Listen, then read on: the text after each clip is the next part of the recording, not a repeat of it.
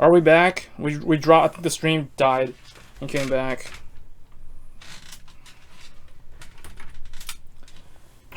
Everybody there? No, it says offline. It's probably coming back.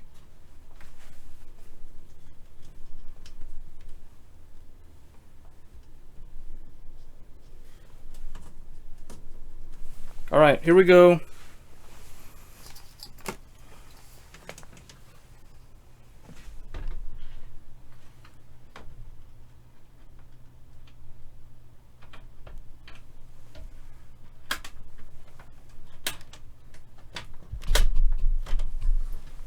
That was easy. That lined up really good. That almost was effortless, actually, honestly, to put that in. Not trying to hate on the Asus one, but the Asus one was harder to get in because of that massive thing on the back. Although this one has one too, but it just doesn't stick out as much. Okay. Now we can put the standoff screws in.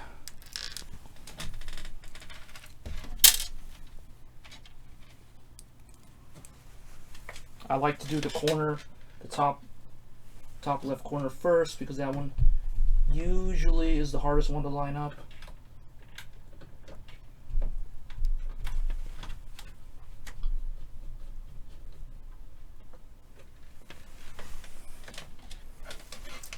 Oh yeah, the stream died. It's probably because I'm streaming to YouTube and Twitch at the same time, so my internet is pretty much GG right now.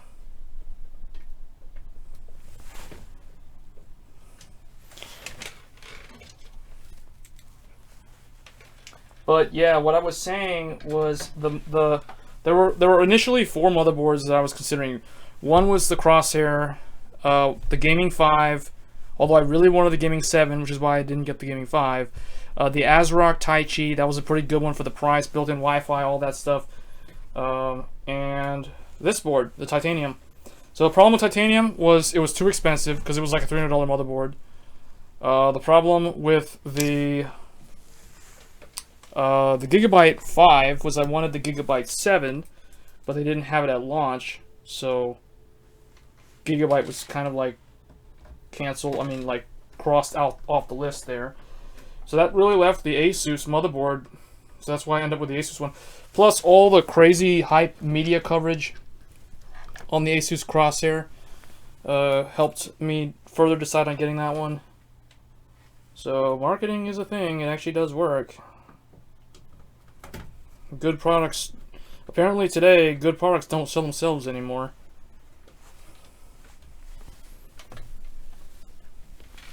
You gotta have the marketing, the mind share, the halo effect. Basically, you gotta have all the stuff that made Apple and Nvidia successful. Alright, 1, 2, 3, 4, 5, 6, 7. We're missing the top 2 ones.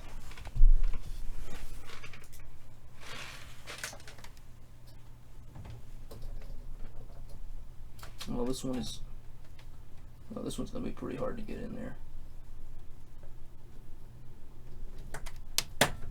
It's the only downside to having a massive heatsink for a cooler. You can make getting some of these screws in there, but I got it in. Just gotta be patient.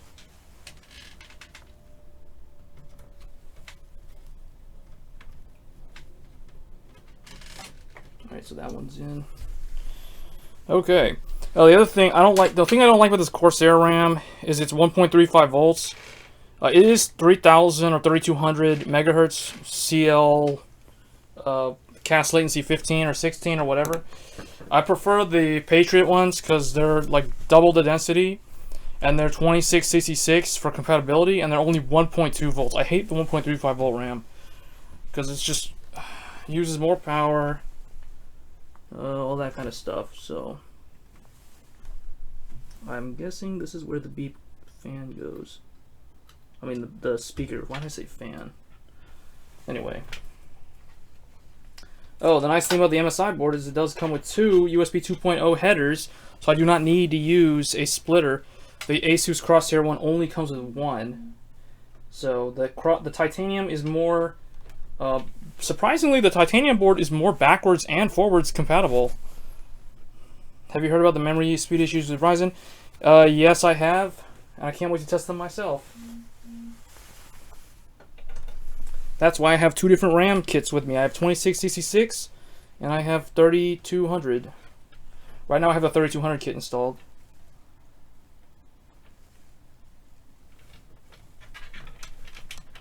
We'll see what happens. But honestly, guys, if you have RAM at 2666 at cast latency 15, you're equal to anyone running 1600 megahertz on CL9 DDR3.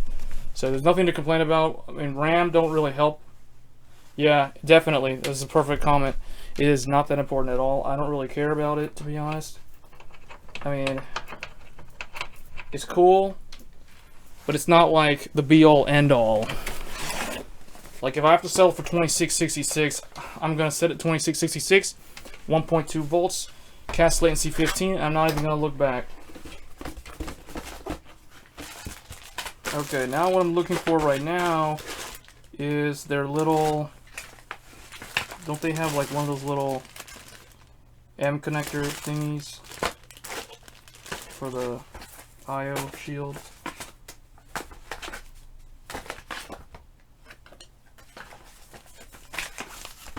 Ah, whatever. I'm too lazy to find it. I'm gonna just use it, do it myself. Okay, so we have, where's the speaker?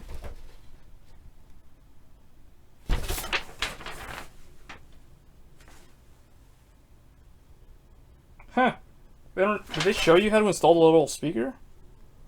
JFP1. Oh well, I don't know. I know from my old motherboard where it goes. JFP1. So yeah, that's this guy. So hard drive goes here. Hard drive.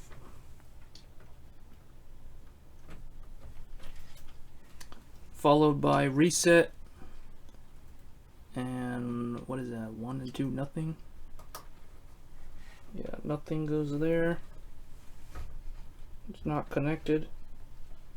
And then we have the power and the little like power LEDs.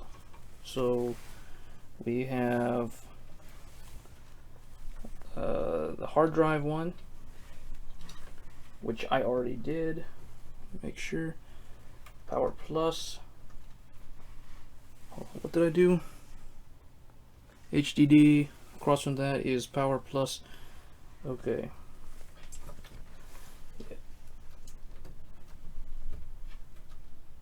And the negative one is number... Wait, where's the negative one? Negative one is...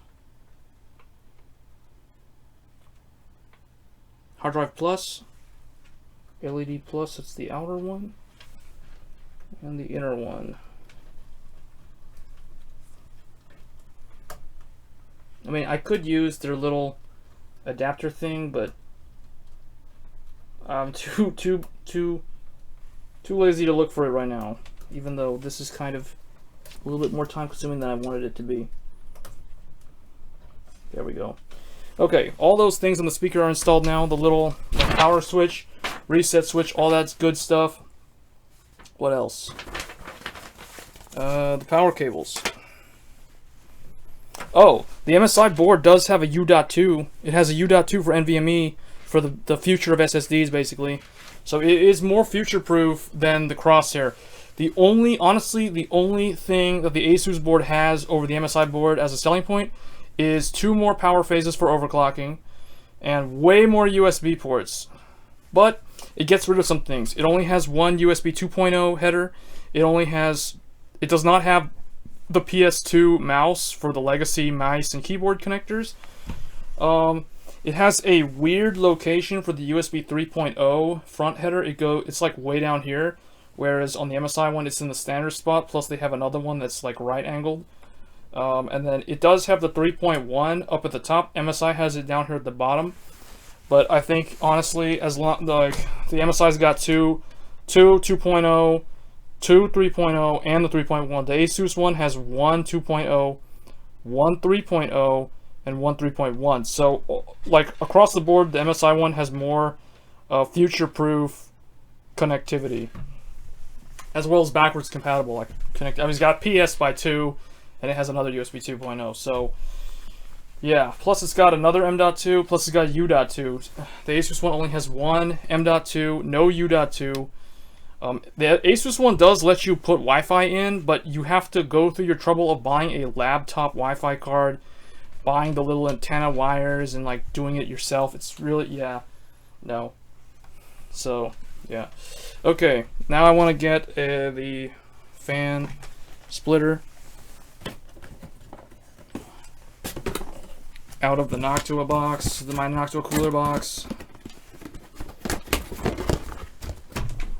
I just kind of want to see what's going on here. So, I'm trying to open this up. I could probably close some of this. It's not all in the way. We got a bunch of SATA cables.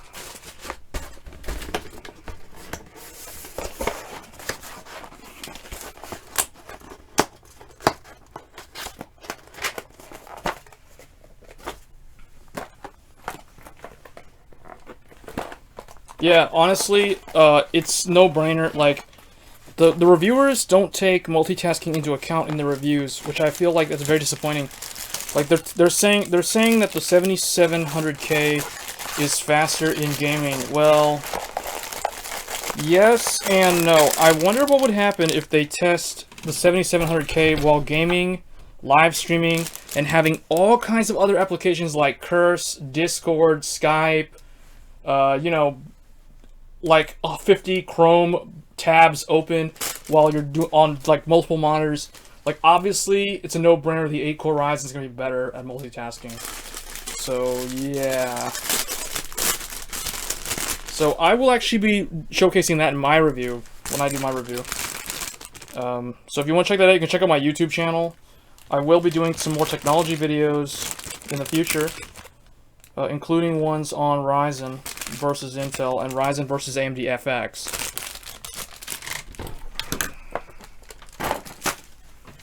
So what I was looking for just now, for those wondering, is this Y cable, because I'm going to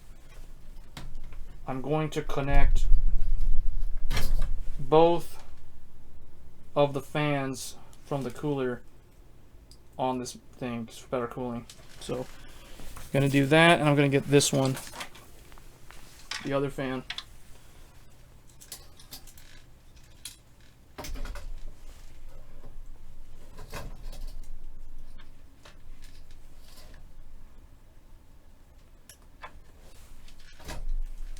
See that? Now I can drive them both off of the CPU fan header.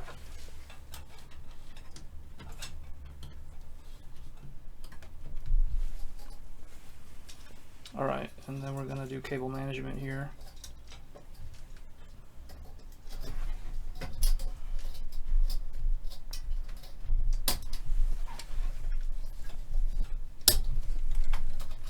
I will have to probably tie these down because they're going to hit my top case fan. Yeah, they're going to hit that. I have to like, figure out something with that later. Anyway. Next, we will install the graphics card again. Hold on. I don't know. You know what? Let's go with a different one.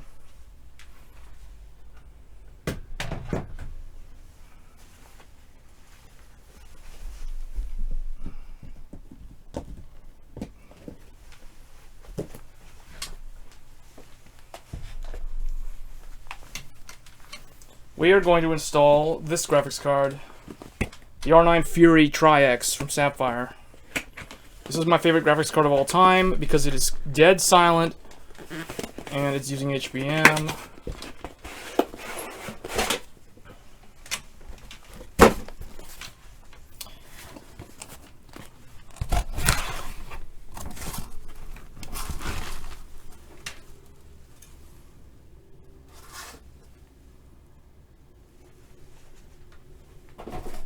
You know what? I changed my mind. I'm gonna keep using the RX 480 for testing because I'm gonna add like hard drives and stuff later, and that's a very long graphics card, and I don't want to have to like pull that out again. So I will put that in the finalized build. So I'll do that later. But anyway, I'm gonna make things easy for me for right now. So we're just gonna stick with the RX 480.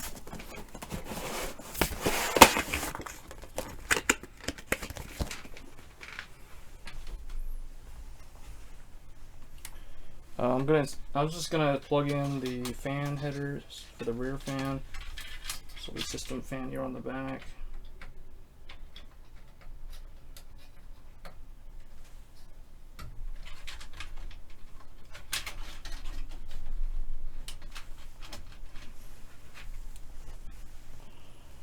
What does it report for RPM when you do that? What? Oh, I think it'll report the... I don't know. That's a good question. It just reports whatever the speed. I think it reports the... I don't know. Honestly, I really don't know. Never actually really thought of that.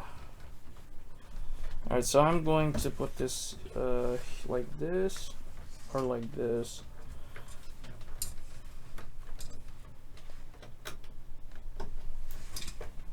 Is that backwards? Yeah, that's backwards. Let's do it like this.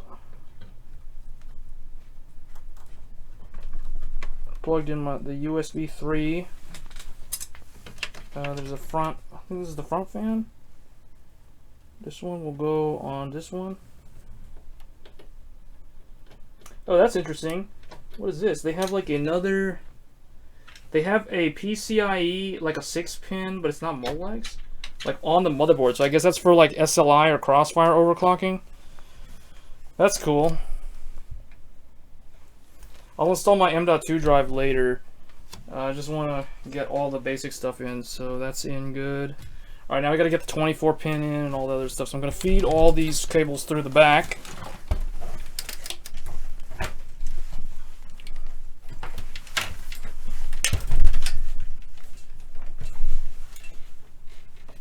CPU 8-pin coming through here.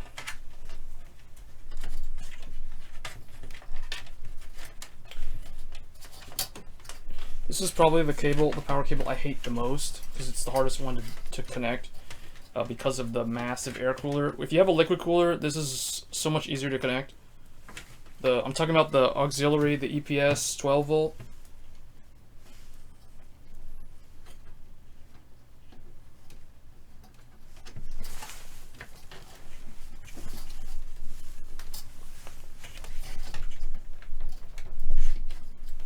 Alright, I got mine in somehow. Now I need to get the other one in. I'm going to put the 4-pin one in as well, because I want maximum stability for my overclock.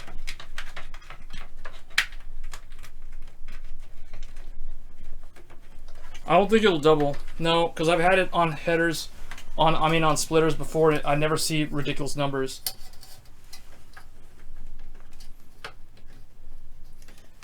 Oh, if it's PWM, I think it'll just report the one for both, because both should run at the same RPM. Although one of mine is a 140mm and one's a 120mm, so I have no idea what's going to happen there.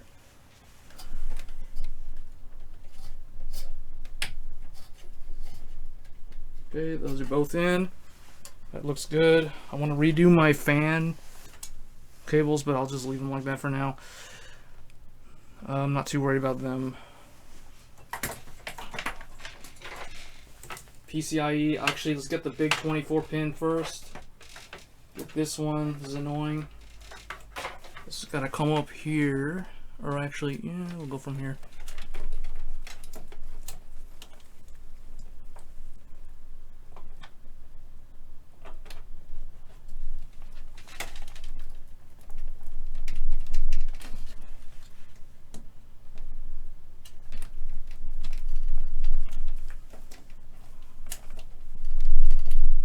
Alright, that's in.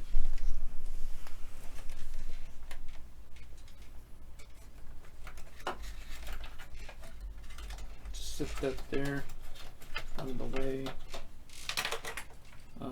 You can see my cable management is not all that great, but I never look at the back of my computer anyway. So now the PCIe for the graphics cards, I need to install the graphics card again.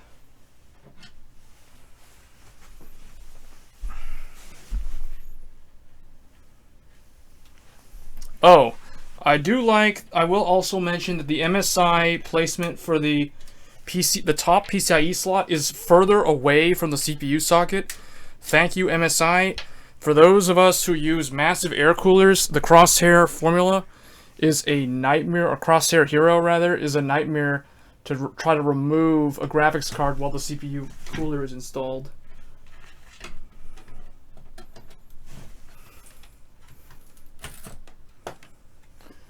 Alright, that went in so much easier than the other one.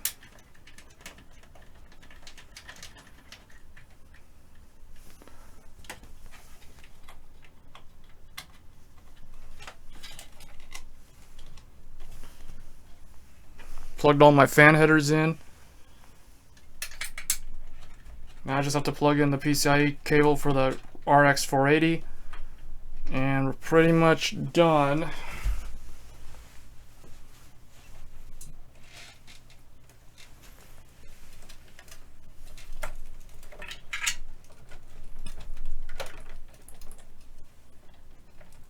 What's true? I don't even know what I said. Oh, I'm gonna need this later on.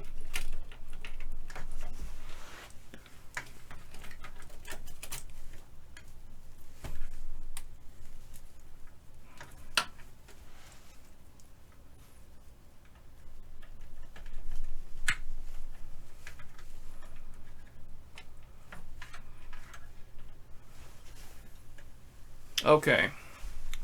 Everything looks to be in place. Maybe I should install my NVMe drive. Well, let's turn it on first. I'll turn it around so you guys can see it. I need to do a little bit of cable management here on the back. But for right now, I'm just going to leave it.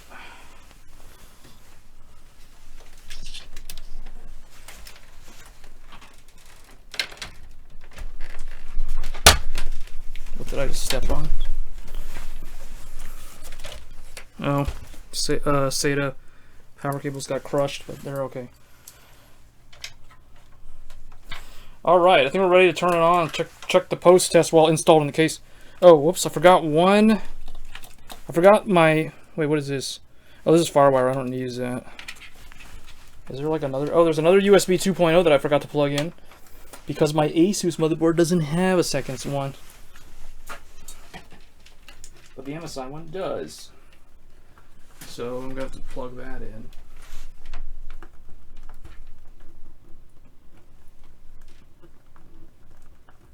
Let's try to go underneath here. And right in there. There we go. I got all my USB ports on the front working now. So this motherboard is actually better compatible with the Corsair 600T than the Crosshair was. Okay. Let me try to get it so you guys can see. Gotta plug in my HDMI and my power, if it can reach. May have to actually move it around somewhere. Hold on. The power cable's not long enough to get to the back. I gotta move it.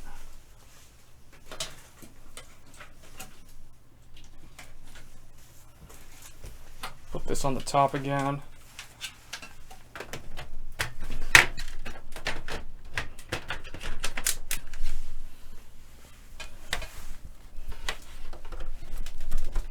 Alright, it's plugged in. Where's my HDMI? Right here. Where's my mouse? Alright, not my mouse. Where's my keyboard? Keyboard.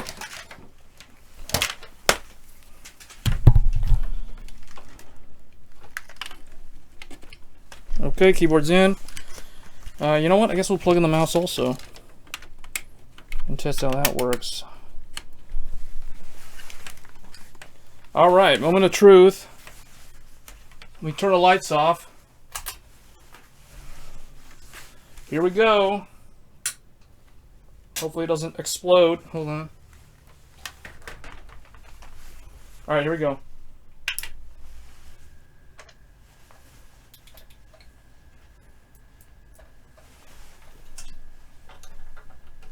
All my fans look to be spinning.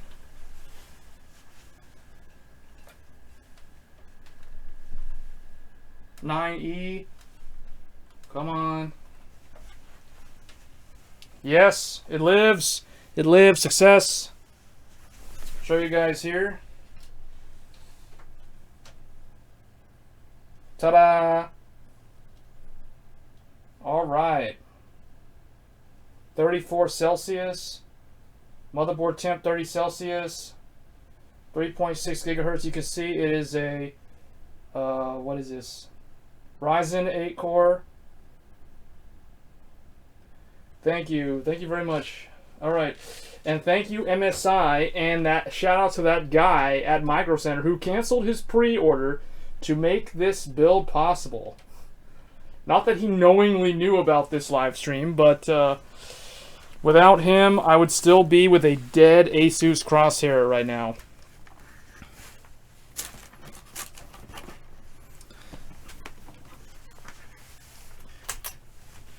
All right. So that's basically all I wanted to do. I wanted to correct what happened yesterday because I know I had a lot of viewers yesterday because of all the hype, and it was kind of embarrassing seeing the build not succeed. That was the first time actually that I've ever encountered a faulty motherboard. So I've done several builds before. I've done AMD 64 builds from back in like 2006 with like building like PCs for World of Warcraft Vanilla and Guild Wars 1 and Counter-Strike Half-Life 2, all that stuff back in the day. And then I built Phantom 1, Phantom 2, some Intel stuff like the Q6600, Nehalem, you know. So I've never encountered a faulty motherboard before. So this is the first time ever, and it had to be Asus. So the one who everyone thinks is like so wonderful. So that just proves to people that no motherboard company is perfect. Will I buy Asus again? Certainly, I will consider them. Everybody makes mistakes. That was probably well within their failure rate. But MSI succeeded. And, yeah.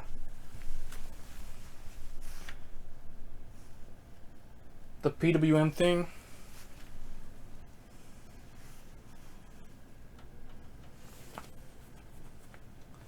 What PWM thing?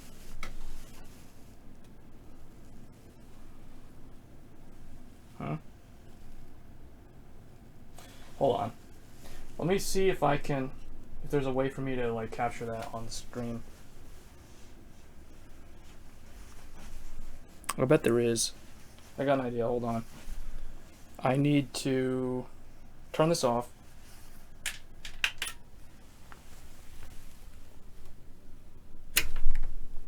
Oh, you know what? I won't be able to do that because, yeah. Oh well. Alright guys, well I'm probably going to sign off here. This was a short stream. It was just for me to show that I can build a Ryzen PC that is not defective out of the box. And yeah, that's basically it. So we'll take a couple of questions. Can't really do anything right now because I need to change some of the setup in this room so I have more room to maneuver the hardware. Like this, right now this is sitting on a tiny little desk and there's no space for me to even like touch the keyboard right now because there's just no space.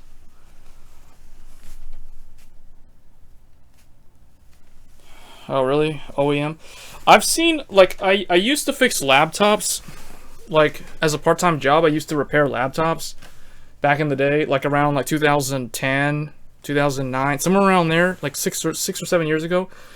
And I remember lots of dead, not really Dell, but yeah, Dells did die, but it was really like HP, and there was another brand, I forgot the name. Maybe it was Gateway or something. I don't know who it was. It was a laptop brand. HP was one of them, though. HP and Compaq, which was bought by HP. Dell and Lenovo, but Lenovo's didn't really fail that much back then. And a few others, like Sony and Toshiba. Yes, this is gonna be my new rig. This is gonna be my main rig for production and streaming and gaming. Yeah, this one's gonna become my new gaming PC. This computer is basically replacing. It's gonna allow my FX 8350 to retire gracefully after being here since like 2012, and then the Intel computer, which I'm using right now, the Haswell-based 4770K, which is overclocked to actually be a 4790K, will become my second backup computer. So it's like that computer has now been demoted down to like second in command. The Ryzen computer is now like number 1. The Intel computer is number 2. And then if I ever need to fall back on a third computer for whatever reason, that would be the 8350. So unless I decide to build a second Ryzen computer in the future, like a 6-core or a quad-core, and then buy the Crosshair 6 formula. I don't know why I keep calling it formula. The reason why I keep calling it formula is because my Crosshair 5 formula with my 8350 is called formula.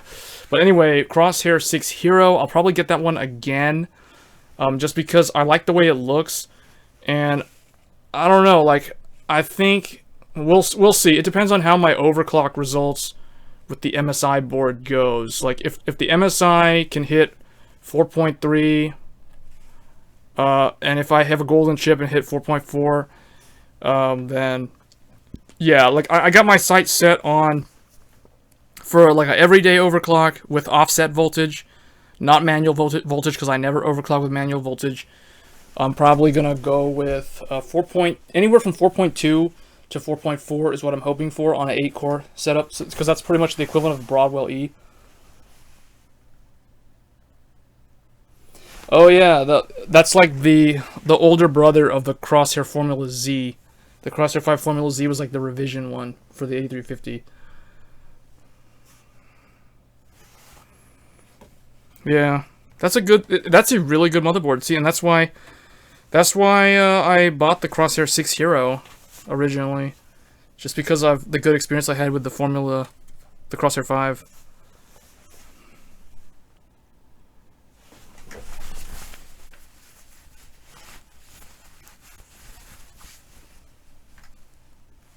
But yeah, alright, let me, I don't know what I'm going to do with this.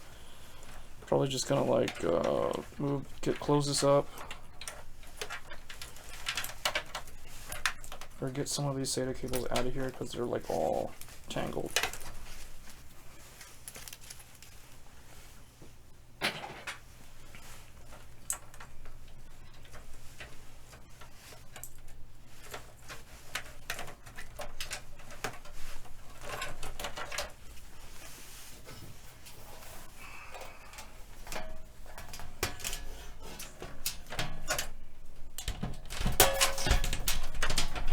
If I build another Ryzen computer, I'm probably going to upgrade my case to a newer one. Because the Corsair 600T is a very, very nice case. But it lacks a few of the newer case features. It doesn't have USB 3.1 on the front. It lacks the ability to like properly store your SSD drives.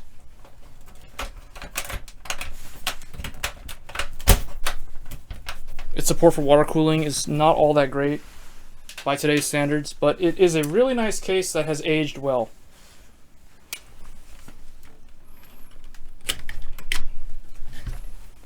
Alright, let me unplug this. I want to show everybody what it looks like. So this is pretty much the completed build. I'll step back here. It looks pretty clean. My headphones are getting crushed. Just gonna remove my headphones.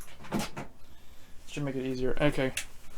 So that's basically it, guys. You can see I will install that NVMe drive and put Windows 10 on there.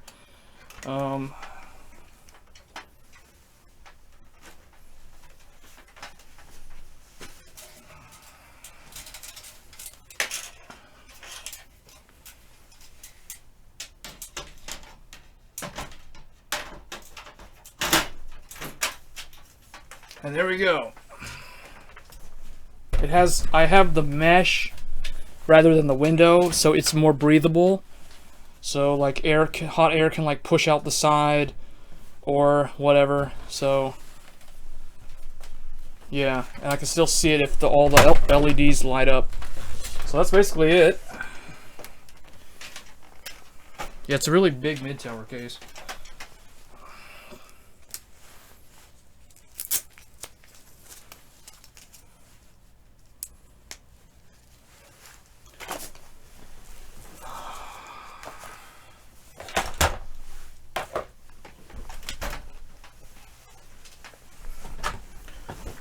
Okay, hold on.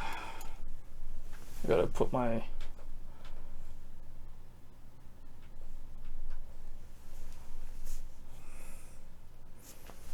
Gotta get my third monitor back online here. There we go.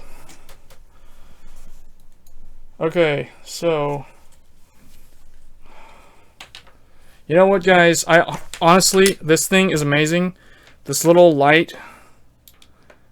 I highly recommend getting one of these if you're like a DIY person. I use this when I'm like fixing cars, electronics. As you saw, it helped me on the build. I didn't have to like hold my phone in with the LED flashlight on the whole time. So that helped a lot. And the ESD, whatever. Okay, so what else we got? What's on this camera? No YouTube viewers this whole, well, there were some, but like nobody wanted to comment, I guess. There were a lot more YouTube viewers yesterday than there were Twitch viewers, which is odd. I guess they all got bored.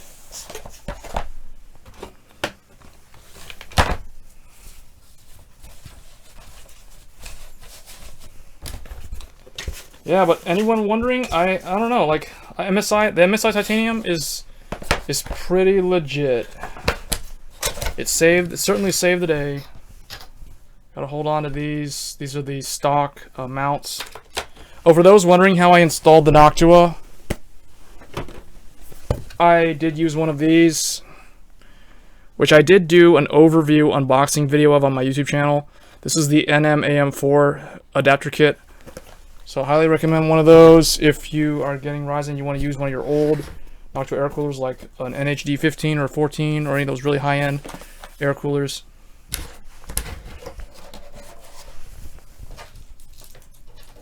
I don't know what this plastic is, but I'm going to keep it just because I can store my stuff really easily.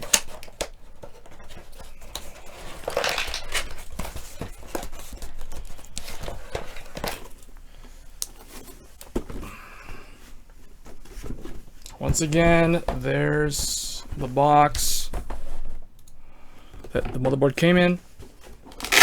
It has a window, just like the old Crosshair did. The new Crosshair did not have one of those windows.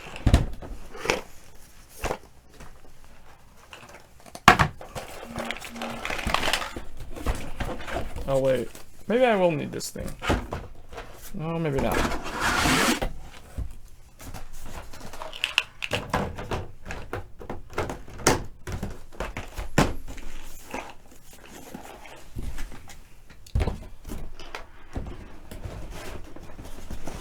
Any other comments? We're gonna probably cut the stream here a little bit.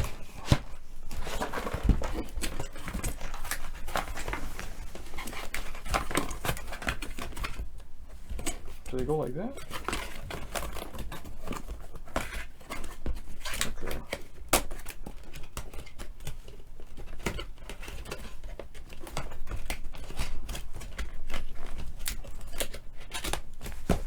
Hold on.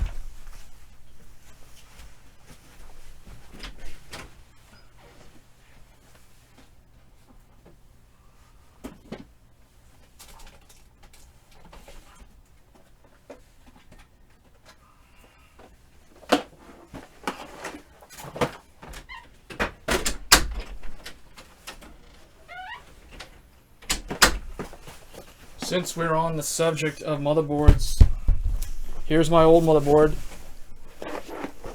How ironic, the Crosshair 6 Hero did not have the classic handle. but the titanium does.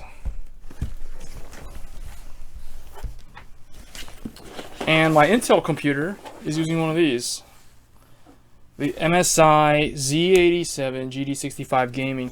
So that is the computer that is streaming right now, is using one of these motherboards. For those interested.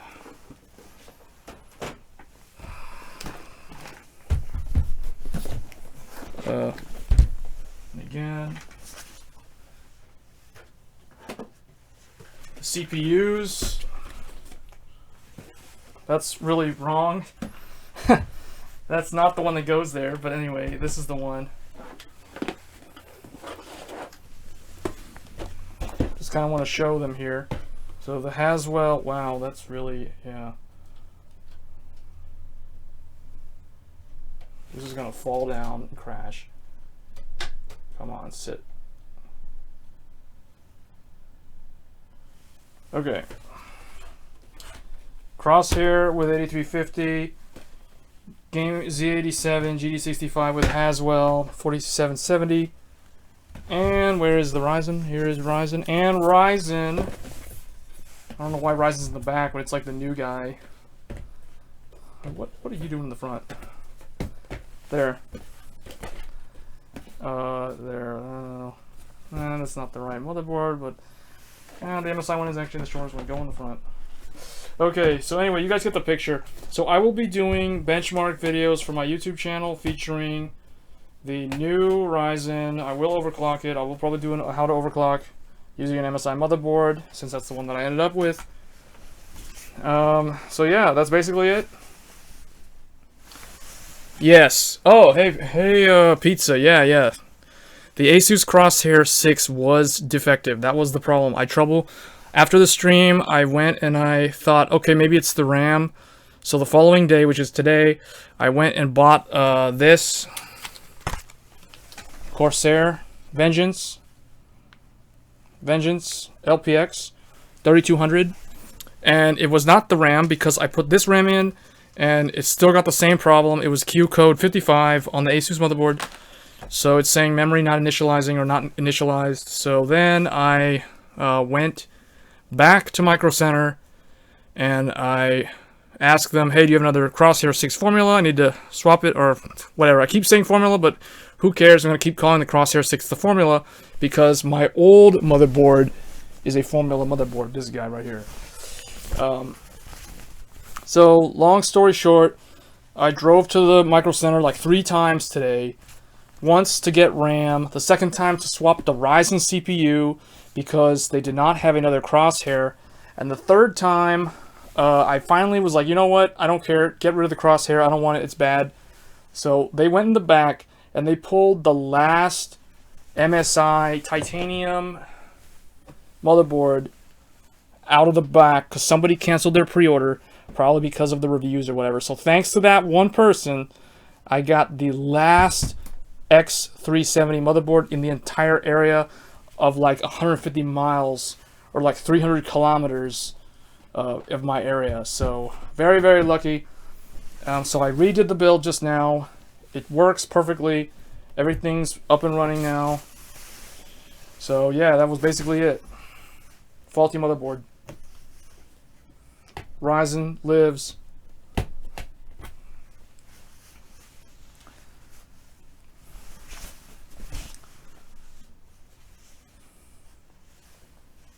Oh, one thing I will do, I'll probably test these again. This is the original RAM that I suspected was faulty.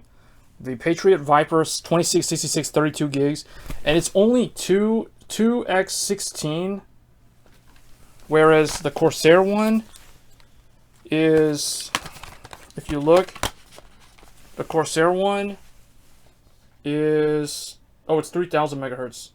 2x8, so it's 16 gigs at 1.35 volts versus 32 gigs at 1.2 volts.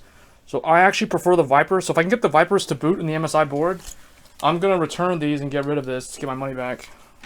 I only bought the Corsair ones for troubleshooting purposes. So I'm going to return them if I can get my Viper ones to work. But yeah, Asus was the culprit. I suspected it was the motherboard because, honestly, I was hoping that it would be the CPU, just because I knew that the store had a lot of these in stock, but they had, like, no motherboards. So I was hoping that'd be the CPU, but in the back of my mind, I was thinking, the CPU, like, never dies. Like, this thing does not get RMA'd. Like, you don't swap this.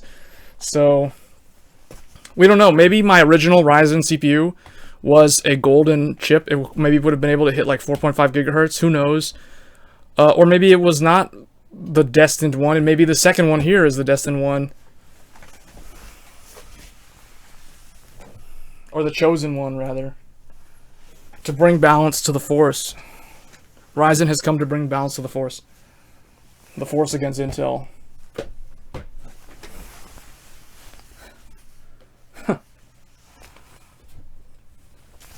Defeat MSI because MSI rescued me. No thanks to ASUS of the Republic of Gamers. You guys failed.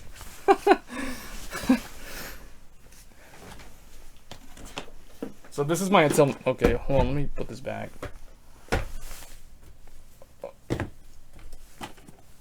Can you see all of that?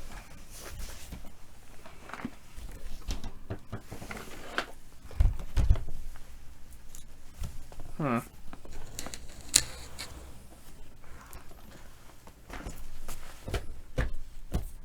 $83.50. Oh, it's a metal tin. What is in here? Oh wow, I never actually tore the sticker. Oh, the stock cooler is in here. You can see. I never opened it all these years. It's been in there since 2012. That's nice how they give you like a higher quality thing, and at least they gave you a stock cooler. This is back before Intel got rid of doing stock coolers, so there's an Intel stock cooler in here as well.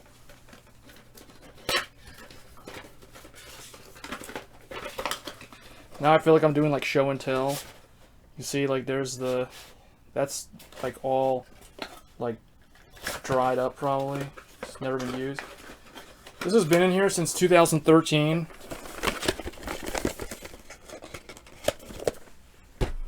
And if we go further back,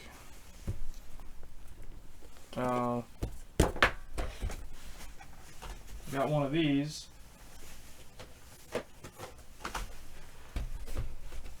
I have a i5 3570K. This is an Ivy bridge. This, if you look on my YouTube channel, you'll see that a long time ago, I did benchmark videos of these two CPUs fighting each other. So I did Intel versus AMD. I'm going to be doing a lot more of that Intel versus AMD because that was pretty popular on the channel.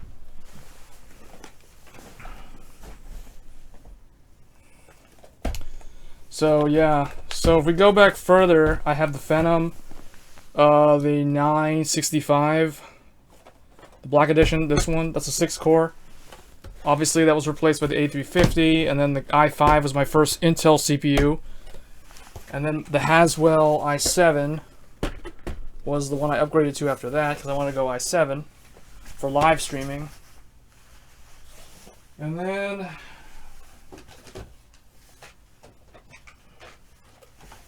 we go way back. I just kicked my chair. I have something in here, I'm not sure what. This is an 8150. But actually the 8150 is not in here. What's in here is a Phenom 2 X6 something. It's a 6-core. Oh, it's this guy. It's the CPU that was in this box. So you can see I have a Phenom 2. This is a 1045T. So this is a locked multiplier AMD CPU. These are actually rare now because AMD's unlocked on like everything. And the thing in here is an Athlon. Oh wow. This is an Athlon AMD Athlon 64 3200 plus 2001. This is my first, well, this that you see here is the first CPU that I used when I first built my very first gaming PC to play World of Warcraft in 2006 and Guild Wars 1. Not this, but that socket 939. That is a socket 939. This is the oldest CPU on stream on this channel. And then I upgraded that to a Athlon X2, a Reger 3 gigahertz. This then upgraded to this. This then upgraded to this. Then I kind of like forked and went into Intel. So now I had like this and this. No, this and this simultaneously. Then I upgraded this to this. So then I had like, yeah, these two for a very long time. So long story short, all these CPUs are retired. I don't have motherboards for them anymore. They're long gone. All I have are the CPUs, just as a collection. The CPUs that I used on a daily basis for a very long time were these two. You can check them out in my specs on my stream. And now we have a new member.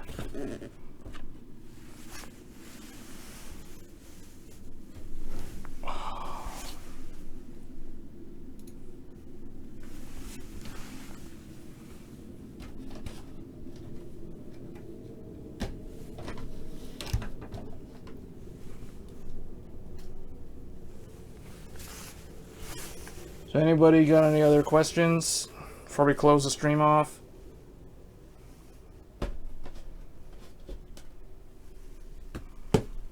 RYZEN to the rescue.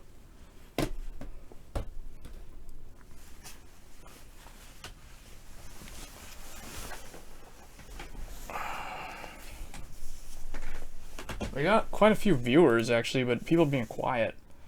We got Armando 01, Lirodon. We got Pizza, and we have Gargantuan. And this channel is actually being auto-hosted on another channel. And we're on YouTube, and there's literally nobody watching on YouTube, which is surprising. Oh, why does it say Overlord 2? That's completely wrong. Maybe that's the reason why.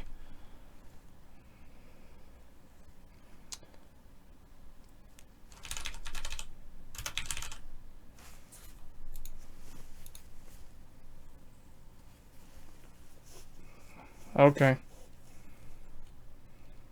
No big questions. Well, I'm just glad that I got it fixed because I was really disappointed when I realized that the motherboard was defective.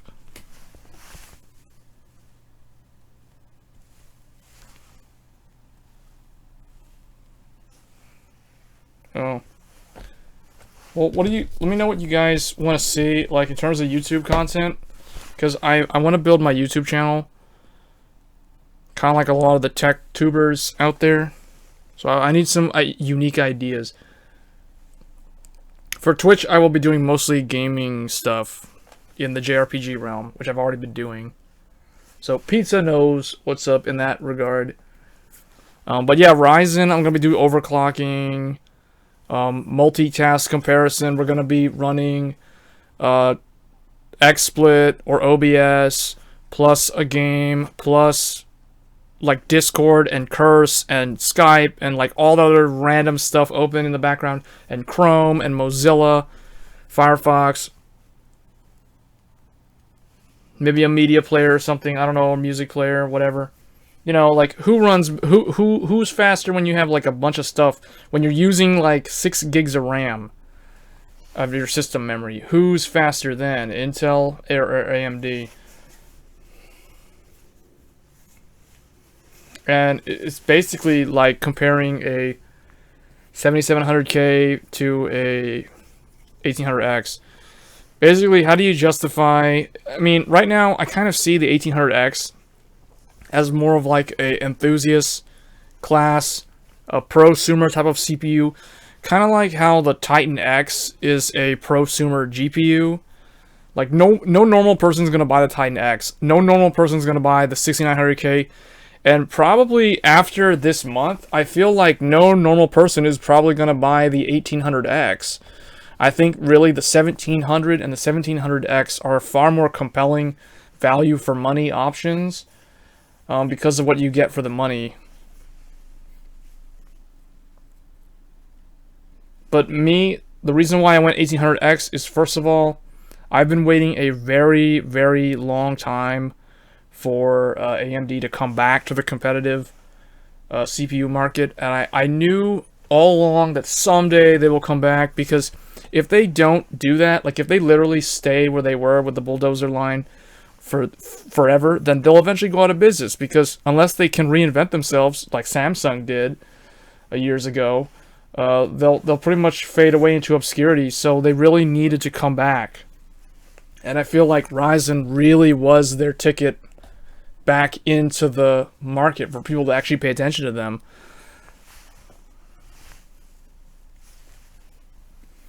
Now, Radeon is a whole nother story. I'm not really going to talk too much about like the graphics cards in this stream. We all know that Vega's coming out. We all know that the GTX 1080 Ti is coming out.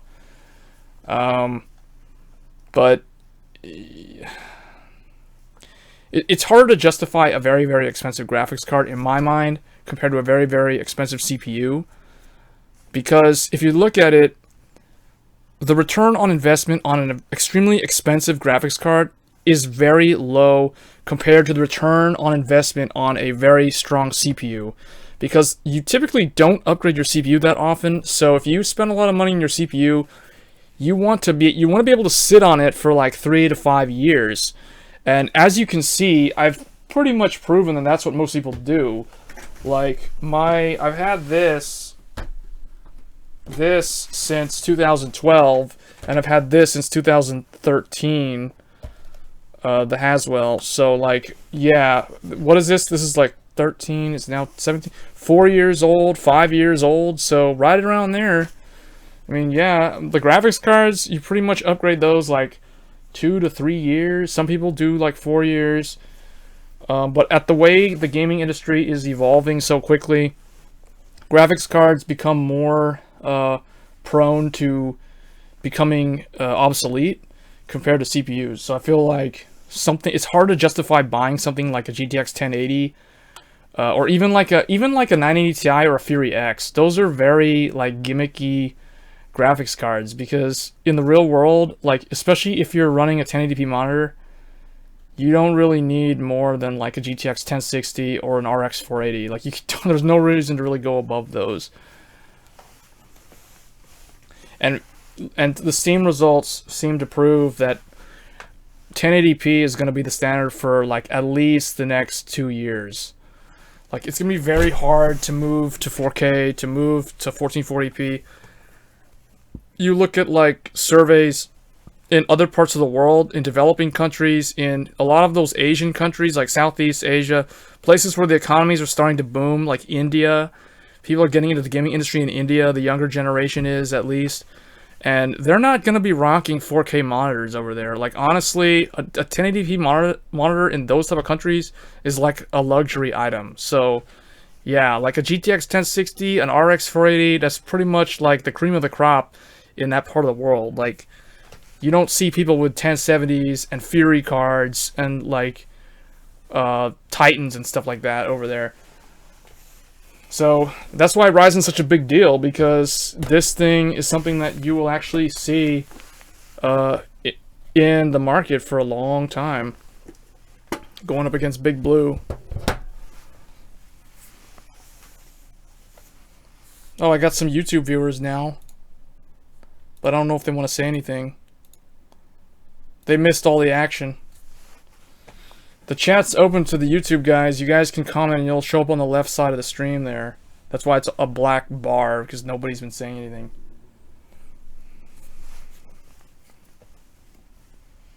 But yeah, so shout out to AMD, obviously Ryzen, so that's why their logo is there. Corsair for the Vengeance memory, so that I was not going crazy thinking that I had faulty RAM. And Noctua for the NHD14, and we cannot forget the AM4 mounting kit. Without this, I would not even be able to use my cooler. Trying to figure out what to ask. Oh.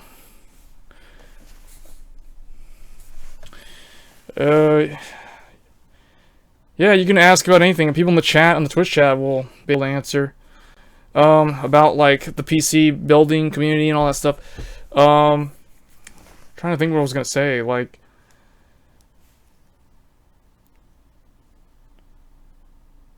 $50-50 on space.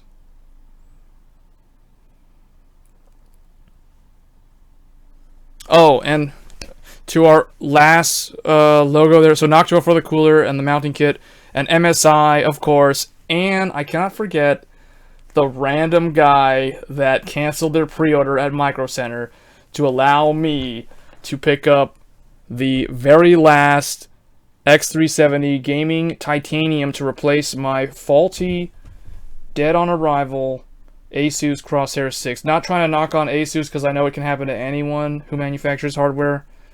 But, you know, they kind of like left me hanging there, so I had to do something about it. So MSI to the rescue. So thanks to MSI for not building a faulty motherboard, and the random guy who canceled his pre-order. Not a lot of gaming, so I'm on the go a lot with shoots and stuff. Oh, see, definitely, then right there, that's a use case scenario where the Ryzen CPU would be a lot better.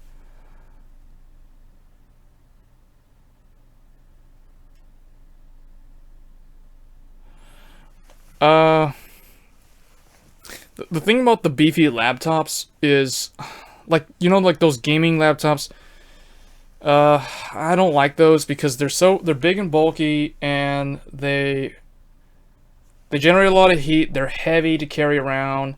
Although if you're gonna be using like a small, like a mini ITX or a micro ATX build, then that argument is kind of mute. But I'll show you what I'm using. So for laptops and production, like for actual like on-the-go work, I'm still rocking one of these. I'll show you here. Get all these CPUs out of the way.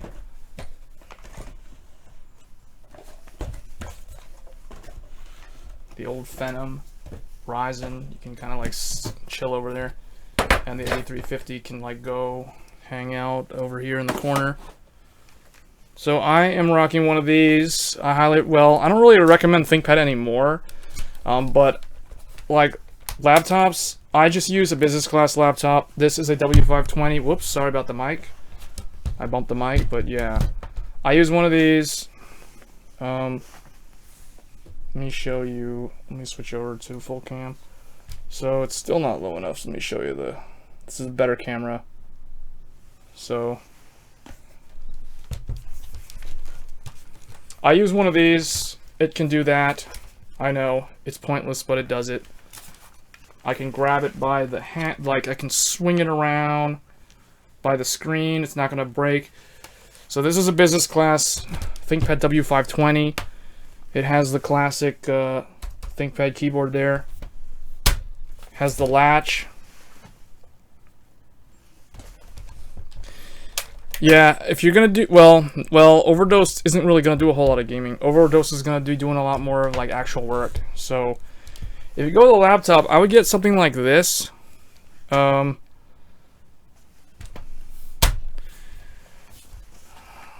Otherwise, if you want to do like rendering and like prosumer or even professional content creation, definitely this is the way to go. I'm going to definitely be doing rendering comparisons with Sony Vegas and Handbrake and Blender because those are the programs I use. I do not use Premiere, so I can't take the advantage of CUDA. I do not use, you know, like Final Cut because I don't have a Mac. So, yeah.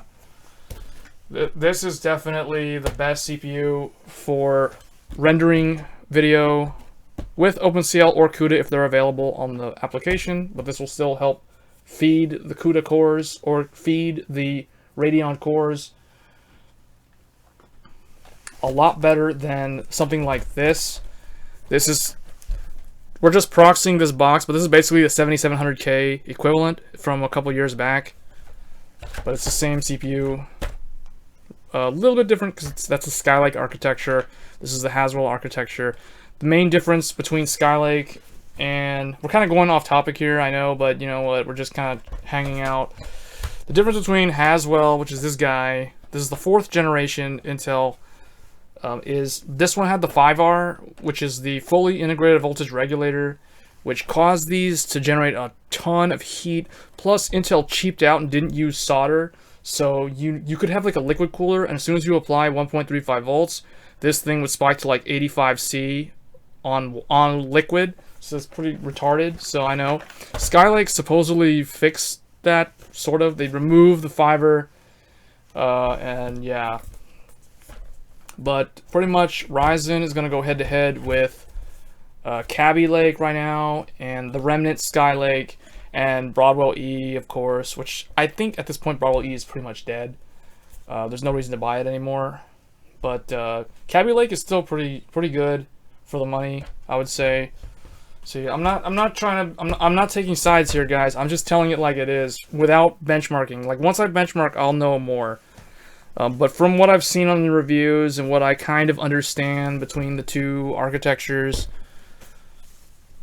But for homework, I need a smallish setup. Current desk has one LCD TV, one CRT.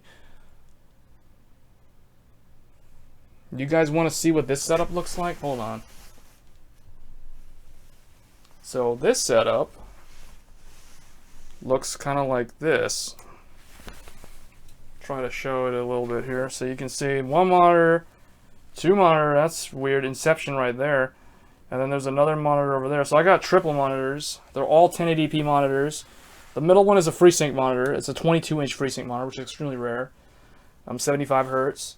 And then we have the other computer over there. You can kind of see it.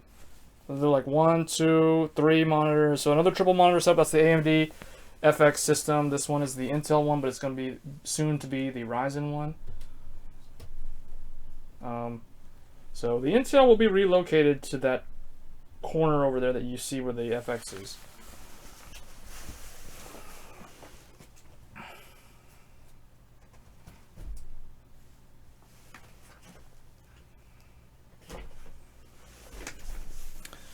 As well as like 4 deck boxes. Oh yeah, cool. Yeah. The Vanguard stuff's like right over there. A lot of it's actually over there.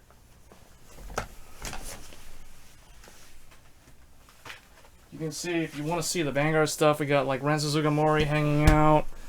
We have the random Tokoha Trial decks still hanging out. We have Kai hanging out. And there's a bunch of other stuff, but it's going to be too spammy if I throw all that random stuff there. Not looking to stream, but I do want to.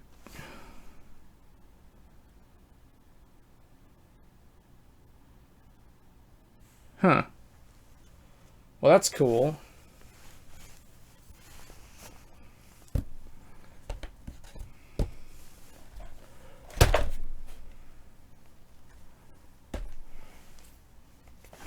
Whoa, that camera almost like fell backwards.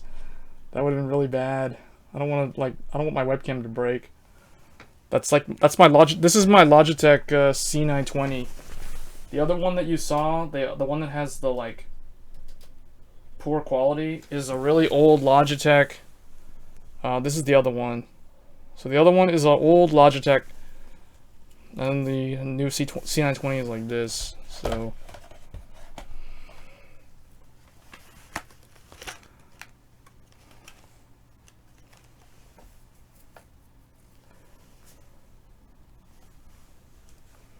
notebooks are a waste of money when you... Yeah. If you're going gaming, you definitely are going to be going PC. But either solution is good. I'm not going to say Ryzen's better than Intel. I'm not going to say Intel's better than Ryzen. It just depends on the person. If you're someone who all you're going to do is play games, then something like this will be sufficient. But I do not think that it'll be as future-proof as this. Even though Broadwell E is kind of pointless now because of Ryzen displacing it, Broadwell E is going to be a lot more relevant like 4 years from now than, say, Kaby Lake quad-core i7. Because the cores, the quad-channel memory, the extra PCIe lanes for productivity and multi-GPU, all those things are going to come into play. Same deal with Ryzen. Ryzen has more I mean, it doesn't have more PCIe. Well, actually, yeah, it does. It has more PCIe 3.0 than Skylake and Kaby Lake. It has less than Broadwell E and Haswell E, but it has a lot more like PCIe 2.0 lanes, which is the same story with FX 8350. That one also had more, a ridiculous amount of PCIe 2.0 lanes. Yeah, I mean, it's got single core performance. It's becoming less relevant. Also, when you think about how people actually use their computers, they're not like just playing a game and that's all they do. Like, they actually do more with their computers.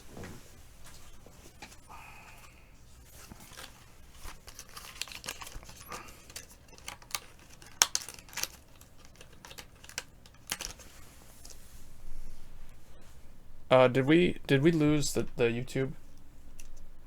Anyone know? Let me see my dropping. No, we're not. We're still live. The browser is telling me otherwise, though. But XSplit says we're still live.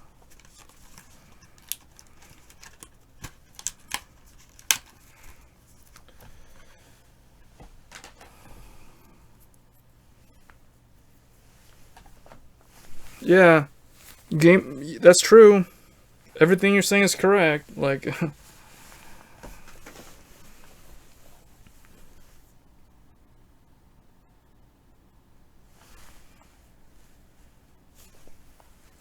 I'll tell you when it was relevant. Single core performance. The reason why I got this CPU was for single core performance. But I think we're in an era now, so that's actually the reason why I got the i5. So I got the i5 to upgrade from this. So I had a 965 Phenom to 6 core. So what looked like a downgrade, because I went from 6 cores. So I went from like 6 cores down to 4 cores. But I used to play Guild Wars 2. Guild Wars 2 is notorious. It is the benchmark game if you want to see a single core, and it's an MMO. So again, that's a very good test for a CPU. And yeah, the Phenom pretty much ran Guild Wars 2. Not very good to put it nicely. Like, I would see average FPS of like 45 in the city, anywhere up to like 55, and then in like PvPe, world versus world, it would drop to like 15 FPS. It was pretty bad. I tried overclocking this thing as far as I could. I got up to 4 gigahertz. Still didn't make a difference. So you know what? I started researching about like single thread performance. Lo and behold, what do I find? Everybody's telling me get one of these. It just came out, and this was in 2012, because that's when Guild Wars 2 came out, and that's when this was new, because it was Ivy Bridge. Ivy Bridge was 2012, so I got one of these, and I was amazed. I will say, like, yeah, this CPU blew me away. I was like, what happened? The same graphics card is now able to push like 75 FPS or more, when I was getting like 30 FPS difference going from this to this. So fast forward a few months later, October or November of that year, I decide to get one of these because I was like, you know what, I want a second computer, and the Phenom is kind of old, and I want an AMD computer again just to compare to Intel. So I got this guy. This guy could run Guild Wars above 60 FPS, but it would dip into like 51, 47, somewhere around there. And then, like in the Battlegrounds, it would drop to like 30 FPS as the minimums, whereas this one's minimums were more like 45 FPS. So roughly, the single core performance of the i5 translated into like anywhere from 10 to 15 FPS difference when compared to the 8350. And this was both at stock settings. When I started overclocking them, this tried to close the gap a little bit, but it just was very multi-core dependent. So this one still kind of ran away with it. So yeah, that was around 2012, like about 5 years ago. That was when single core performance, per thread performance was king. And today it's still relevant. I mean, obviously all the reviewers are talking about how single core performance is still important. So yes, it is.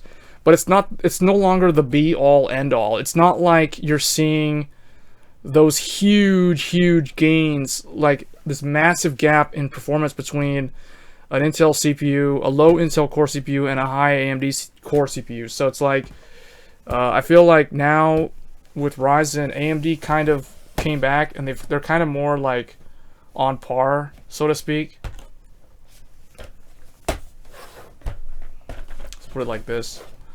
They're more even now. It's more evenly matched. You know what? There.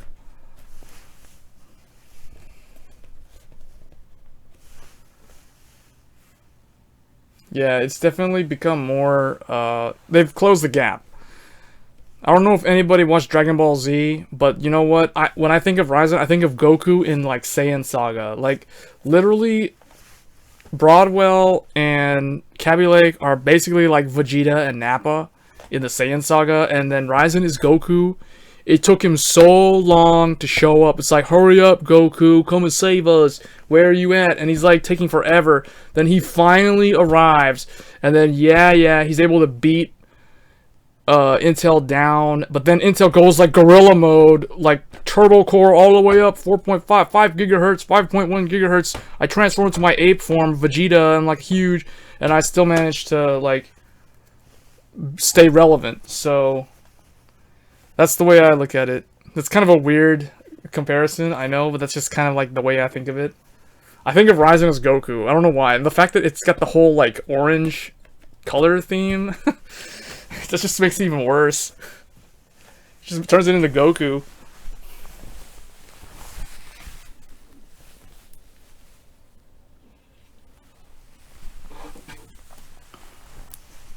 Yeah, so Ryzen's pretty much Goku, and then Intel's Vegeta from the Saiyan Saga. It's like he's like his Kaioken attack, his extended frequency range is even stronger than me, but then it's like he transforms anyway and goes like Broadwell 10 core on him.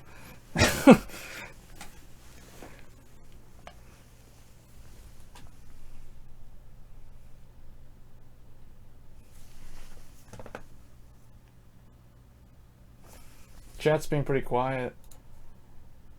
I guess everybody's pretty much done. I don't even know if there's... Oh, wow. That's weird. I guess I've got some lurkers on YouTube, because it says I have like 3 viewers on YouTube, but I only see like 1 in the chat.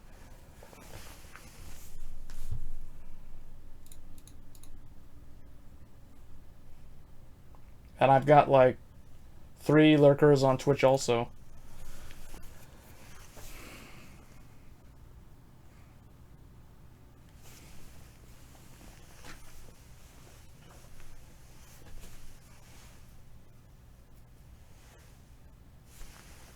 Alright, well, I'm probably gonna cut the stream here soon, guys. I am really tired. I had to get up really early. I drove to Micro Center, like, after work. I drove back home. I tested the RAM. It was not the problem. I drove back to Micro Center a second time. I exchanged the Ryzen CPU.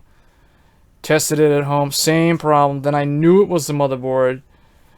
And then I drove the 3rd time and then saw the motherboard, then came back, then did this stream live. So it's like pretty much the whole day I haven't really done anything but like troubleshoot my computer after work.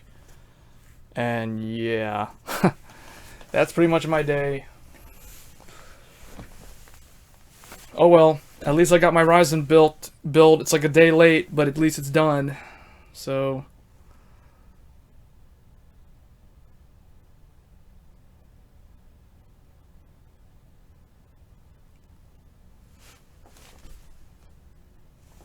Well, if you're gonna do a lot of like heavy computer work, I definitely recommend a desktop over a laptop.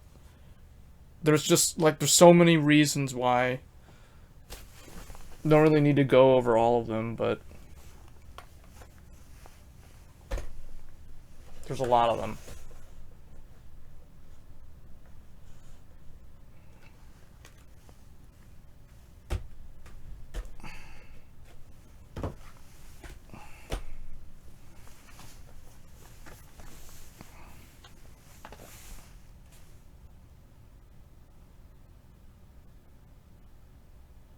That's weird. Um, in my area, everybody's buying Ryzen. Nobody's buying Intel. It's so weird because like a month ago when I went to Micro Center, everybody was buying Intel Kaby Lake because it was brand new, right? It was like the latest thing that came out. No one was buying like Skylake anymore. Although there were a few people probably that for just the ones who don't really know and just want to buy like the last year's model. But yeah, everyone was largely ignoring AMD. There were some people that were buying like those random Bristol Ridge APUs for like an HTC PC or whatever, or HTPC. But yeah, everyone was pretty much buying Intel a month ago. Now, like I went to Micro Center. I know this because I went to Micro Center 3 times today and yesterday. And nobody was buying Intel. Like everybody was buying. That was why it was such a big deal that I was able to get this motherboard. Because there's literally no way to get an X370 motherboard right now unless you have one on back order for like 2 weeks.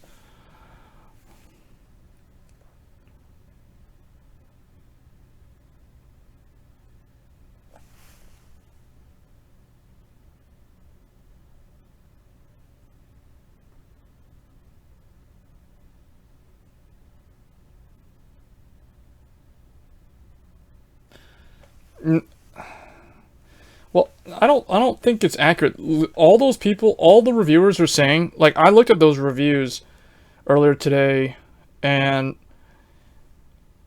no one's really saying that Intel's better than AMD. Like what I concluded from those reviews is that if you're building nothing but a computer just to play games, then Intel is better value for Kaby Lake is better value for money than Ryzen, at least the 8-core Ryzens, because this is the 500. Whoops, this is a $500 CPU, and the Intel one is like a $350 CPU. So this is $150 less than this, and it has better gaming performance.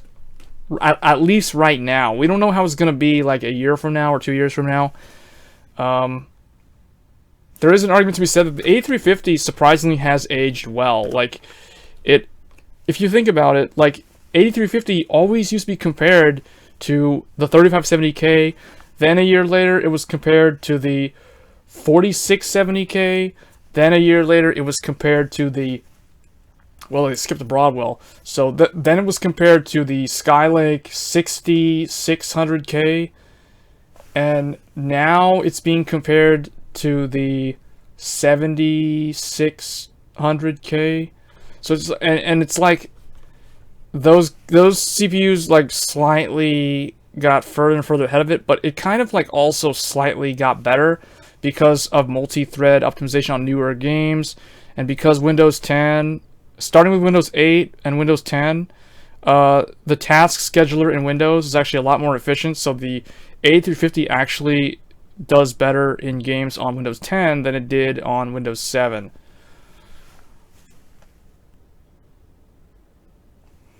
Well, okay, the Micro Center. Yeah, Micro Center. Yeah. Well, there's more than. Yeah. City of Industry. Yeah. Micro Center, Fry's. That's where it's at. If you're in California, yeah, that's true. But you know, like there's Micro Centers on the East Coast too. But what I would tell you, Pizza, like the truth is, right now, Intel has the halo effect. Intel has the mind share.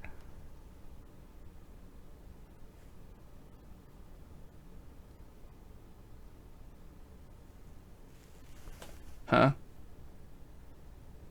No, I could see your messages. I don't know if there's a delay, a greater delay on YouTube or not.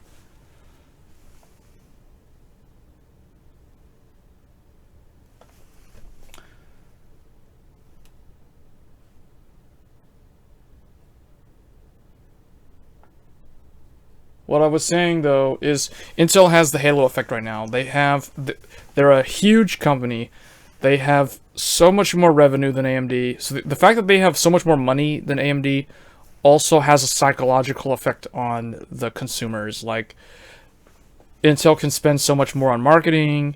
Intel can spend so much more on, like, the box art, for instance. Look at how this has, like, an interesting looking design, I guess.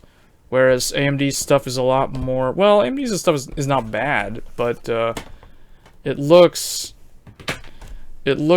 more, you know, like... I don't know, I kind of like AMD's style. I like the RYZEN logo. I think it's cool. It's simple, but it's memorable. But Intel just, like... I wish I could show you what it was like 10 or 11 years ago. 11 years ago... Because I'm thinking back when I built my old Athlon... My old Athlon single-core socket 939 AMD 64 CPU for World of Warcraft, Vanilla WoW, back in the day. Back then, everybody was running AMD 64 as a gaming PC. Everybody proudly wore their AMD 64 logos. I'll put one up here. Hold on. Let me find it.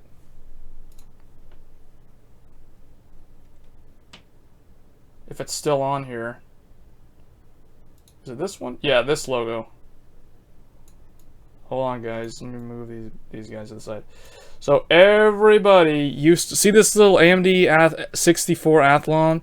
This logo was a legendary logo. Like, this, gamers who built like their own gaming PC proudly put this badge sticker on their case.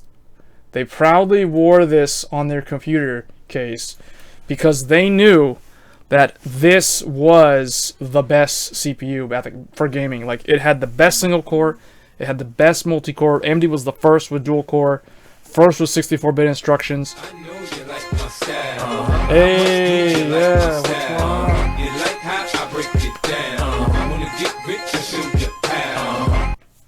New follower alert. Thanks for the follow. Overdose. Deuce.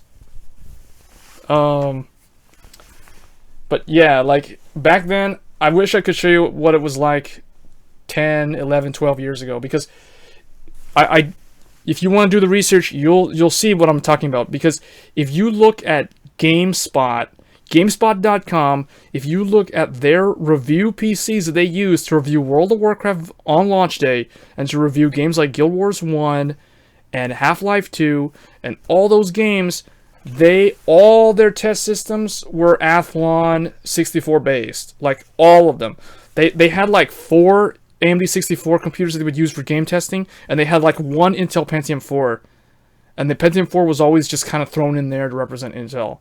Just like how back with the FX era, people did the same thing with AMD. They would like have the one FX computer, and they would have like all these Intel computers. So it flipped in 2006 because of Conroe, and it came out of nowhere, and AMD was kind of like riding a wave of success, and they didn't know that Intel was working hard to come back from behind. So it's kind of a review. I mean, it's not a review. It's kind of like a repeat of history, if you will. So Athlon was the king. AMD was the king. I think they had like 40% market share back in the day, and Intel was still at 60%. But that's because Intel just could outpace them in terms of sheer volume, because they were so big and so vertically integrated. So they could just throw so many CPUs out on the market and just flood the market. AMD can't really do that. So yeah, so Intel came out of nowhere. Boom, you got Conroe, the Core 2 Duo, and that was basically what Ryzen is, or what Ryzen wanted to be today. And I feel like Ryzen largely succeeded. It's just the only problem was the time it took from AMD to go from FX to Ryzen was a lot longer than the time it took from Intel to go from Pentium 4 to Core 2. So Intel was able to close the gap and leapfrog AMD in a short amount of time than Ryzen was able to close the gap and attempt to leapfrog Intel. And if you think about it, if you ignore Kaby Lake completely, pretend that the 7000 series doesn't exist, Ryzen is king. Like, it's better than Broadwell E. There are a few scenarios where Broadwell E is better, but for the price, for the feature set that you're getting, like, yeah, it completely destroys Broadwell E. Broadwell E right now is literally irrelevant. We're like, people who want to go high-end HEDT Intel are gonna have to wait till August now, or they're gonna have to buy Ryzen.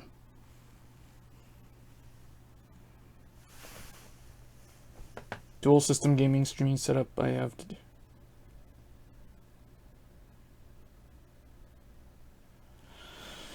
Yeah, there's a lot of streamers out there that are probably still rocking X79 dual stream setup with a Nehalem Gulf Town.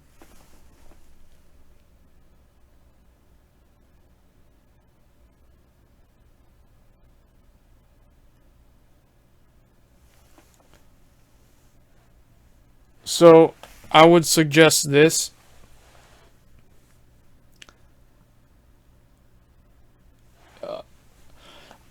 So I would suggest going with the. So if your budget is $600, then you're gonna want a B350 motherboard, and you're gonna want a Ryzen 7 1700. So that would be. I'll show you it here. So that would be. You want one of these here. You want that, and you want a motherboard that is AM4 B350. And the RAM, you're probably going to want like 8GB DDR4 2400. You want, that's your RAM. And that's basically it. That, and then whatever graphics card you can get with the leftover money. Plus Windows, and that's it. And then just whatever case. It's going to be hard to fit that in $600, to be honest with you. In a few months, you're going to be seeing some cheaper Ryzen CPUs. There's going to be the, I think it's, what is it, like the 1600X? R5 1600X, I forget, or is it R6? I mean R7. R7, no, I forget what it's called, but there's gonna be a 6-core Ryzen CPU that's like $200 something. So if you go with that, it's basically that shaves off 2 cores to save money.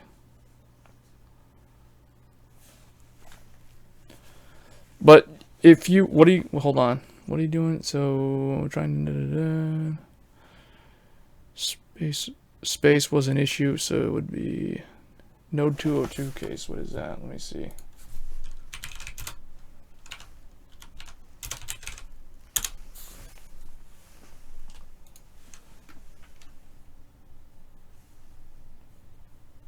Now, that's actually not a bad case. I think, is that like a small form factor? Oh, maybe you'll need like I forgot what the well, I forgot what the other chipset was, the small one. To make the build, I can my LED and use it. Yeah, you can. I mean, I use my monitors for different things all the time. Like, I typically use my center monitor for PC gaming. I use my right side monitor for PS4 gaming or PC usage if I'm not playing on the PS4, and I use my left monitor for my other console, whether that's PS3 or Wii U or Vita, PlayStation TV.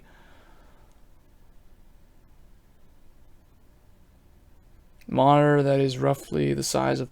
So you want one of these. You want a. I'll tell you. You want 22-inch 1080p monitor.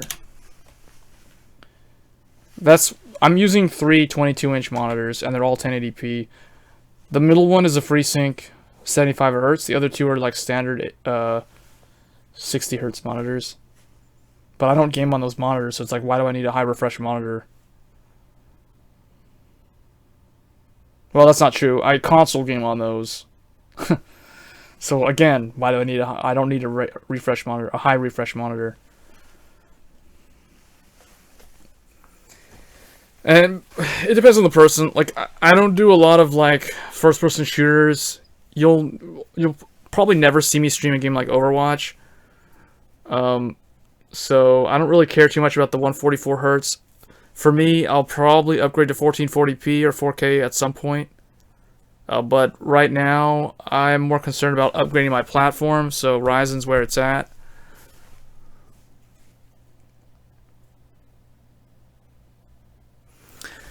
Oh, but going back to why all those people around you, and this is referring to Pizza talking about Intel, why Intel's so great in the mind of others. That's because, well, those people have probably had a really good experience when they upgraded to Intel, and I can actually agree. Like, when I went from the old Phenom, not this guy. When I went from this to Intel, I was amazed at the difference. So I can certainly see where the argument is that single core performance is good in games. So there's definitely that whole part of the argument. But knowing what I know now after years of using my computer for like heavy threaded workloads, like for instance live streaming at the lowest possible bitrate at the highest quality compression, which requires a lot of threads, I can certainly see the benefit to having a high core CPU, because that'll allow me to stream high quality while gaming at the same time and having all this other stuff open like Skype and Discord and all the other stuff. So, and the browser and all the Twitch monitoring services and the follower alerts. You know, there's a ton of other things that are running behind the scenes that I feel like that would overwhelm a Core i5, and that's why you don't see anyone who's legitimately live streaming on Twitch all the time using one of these. There's a reason why they don't use i5s. And the reason, and they can actually use an 8350, surprisingly, but their game performance won't be that great. Like, if you live stream and play your game on an 8350, because I know a couple of my friends actually do. There's actually one of the people who's auto-hosting me right now. He live streams with an 8350, and he games and live streams on 8350, so he is proof that it can be done. I used to, but then I upgraded to this, and this is just better for not watching the frames on the game drop. But this is like the next step above this for like productivity and like hardcore power user work on a computer.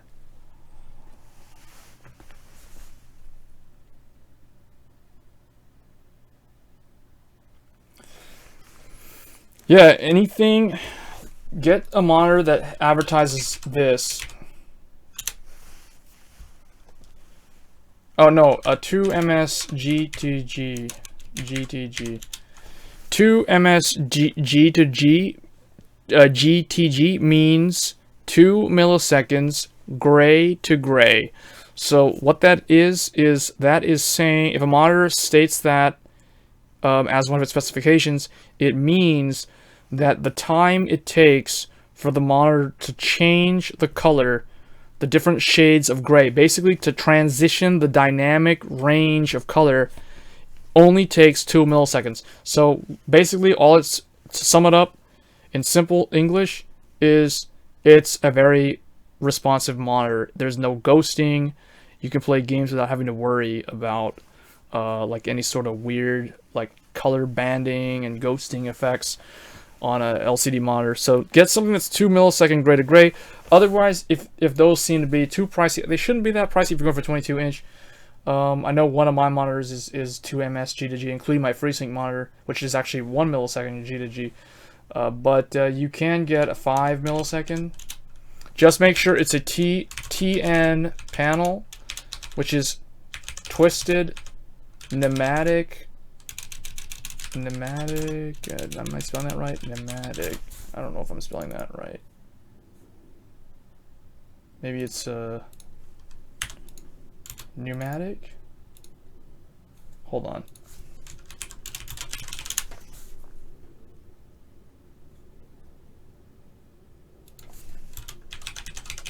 Twisted, I spelled it right the first time.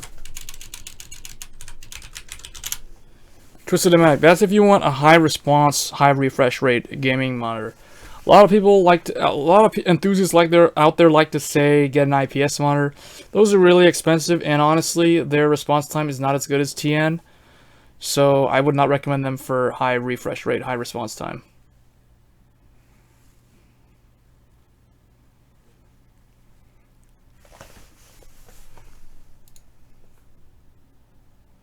But I think if you can wait, although I don't like to tell people to wait because I feel like they should just, if they need something, they need to work on getting it and don't just keep putting it off. But if you can wait till the summer, I would say wait till the summer to buy a monitor, because I'll let you in on a little secret.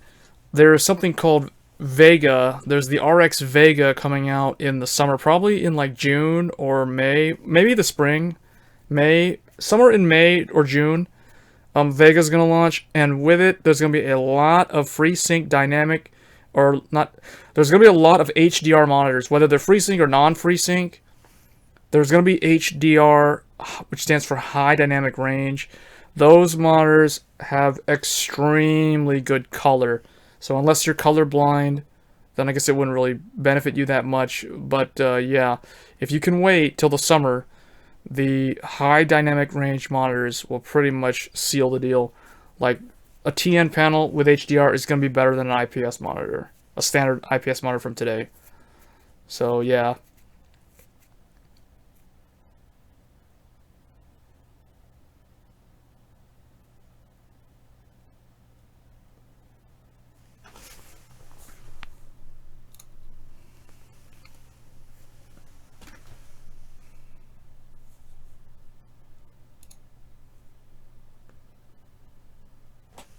Wow, we do have a decent crowd watching. It's not like it's less than 10. It's still a one-digit number, but still, for me, that's pretty good. And I got a new follower on Twitch. That's cool. My subscriber alert on YouTube actually is a better alert than the Twitch one currently. I'll probably revamp the Twitch one in the future. But that one says sub, and the other one says follower, so I had to prioritize it accordingly.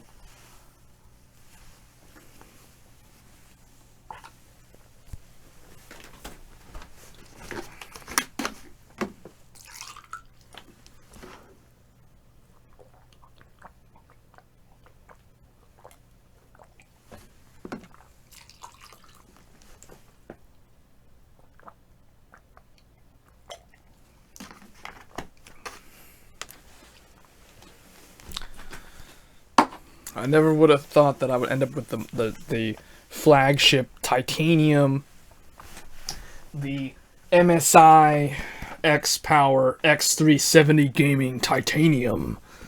The most powerful. This is like the highest end Ryzen motherboard there is. I never thought I would end up with one of these. Thought I would end up with the Asus. Number 2, second strongest.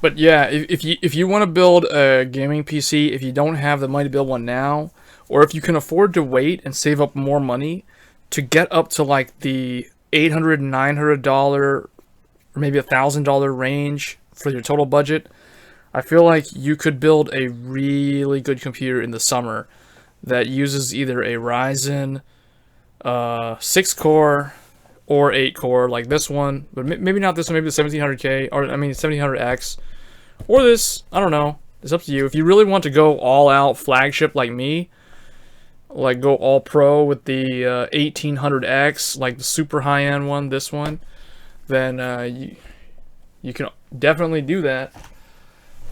You do get the bragging rights about saying that you got like the fastest AMD CPU on the market, which pretty much demolishes all the Intel CPUs up until the 7000 series. See, so like this goes back to, I never finished what I was saying before in regards to what Pizza was talking about people saying Intel is better. Like all the reviewers saying Intel's better. The reviewers aren't really saying Intel's better. It wasn't really like they're what they're saying. The way I interpret their message is Ryzen is good, but did it completely come in and like destroy? Did Ryzen come in like Goku and completely destroy Vegeta with his Kamehameha Ryzen wave? Did he come in and like just completely crush him? No, he didn't. Vegeta managed to survive. He managed to live. Intel managed to survive. They managed to live. So what I get from the reviewers is Ryzen's good. If you want it, definitely pick it up. It's worth it. It's really good CPU. Excellent longevity. This computer, I mean, this CPU is going to be relevant for a long time. If you want a gaming PC that is no compromise on game performance, just game performance, then the 7000 series Intel is the way to go. The Ryzen is basically like Broadwell E when it comes to games. So, if you pretend that the 7000 series did not launch in January, meaning Kaby Lake doesn't exist, if it was only Skylake and Broadwell E, the reviews for the Ryzen would be like through the roof. Like they would be pretty much like, go out and buy it right now. There's no reason to deny any. There's no questions asked. Just go and get it. But thanks to Intel throwing Kaby Lake out there when they did a month early, or whenever they launched, whenever they wanted to launch early for whatever reason. Maybe it was because they felt like Ryzen was coming out, so they needed to throw something out there to try to stem the tide.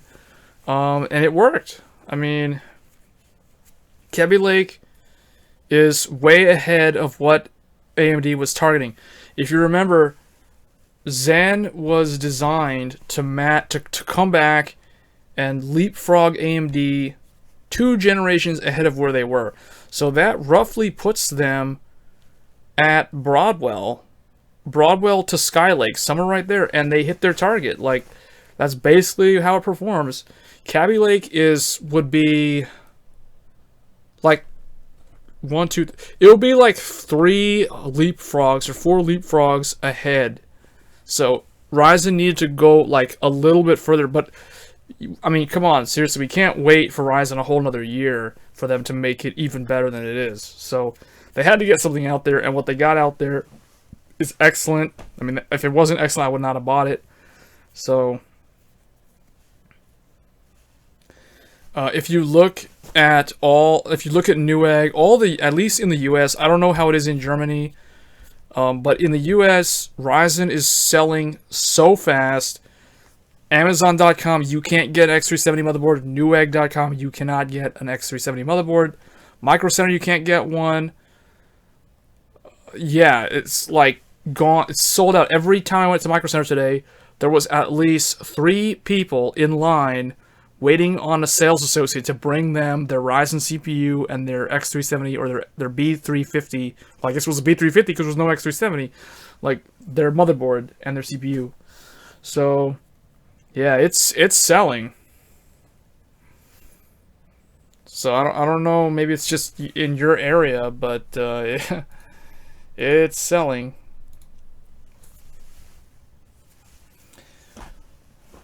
I said this in an earlier stream before Ryzen launched. This CPU, maybe not this one, but the 1700X and the 1700, especially the 1700, $329 for an 8-core processor. That is the processor made for Twitch.tv. Hands down. If you're an aspiring streamer, if you want to be a live streamer, if you're a live streamer and you want to improve the quality of your streams like me, Ryzen is the CPU for you. Like, that's it. There's like no argument. You do not need to spend $1,000 on a Broadwell E. You do not need to settle for less with a Kaby Lake 7700K if you want to do streaming.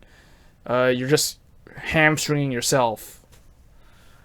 So there's not enough info on that. Like, there's the reviewers, they were rushed through the reviews. I understand, because they had like 2 or 3 days to test it, and there's only so much you can do, and you got to get your gaming benchmarks because everybody's looking for your gaming benchmarks. So you're going to prioritize those like individual tasks and individual benchmarks. You're not going to look at like a real world, like how do you actually use your computer on a daily basis sort of thing. And they're not really going to show that in the reviews. So the reviews, in my opinion, take them with a grain of salt. It's kind of like, it's the same thing with game reviews. Just because IGN or GameSpot or some random reviewer out there gives a video game like a 6.5 out of 10 or a 7 out of 10, when in your mind you think it should be a 9 out of 10 or a 10 out of 10. Just because they say it's a 6.5 out of 10 or a 7.5 out of 10 doesn't mean that you don't have to go and buy it. And at the same time, it doesn't mean that other people are not going to go and buy it. Like, what's a game that got a poor review that, regardless of what it got, everybody bought it? Let me think. Because I have a lot of those. Oh, I know. Lightning Returns, Final Fantasy 13. That game got mixed reviews, but it was an amazing game, and people that actually played it and platinumed it will agree that it's an excellent game. People also bashed on, let's see here. The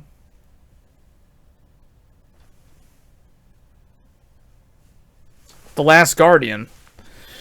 Reviewers bashed, yeah, No Man's Sky, The Last Guardian. I'm trying to think of another one.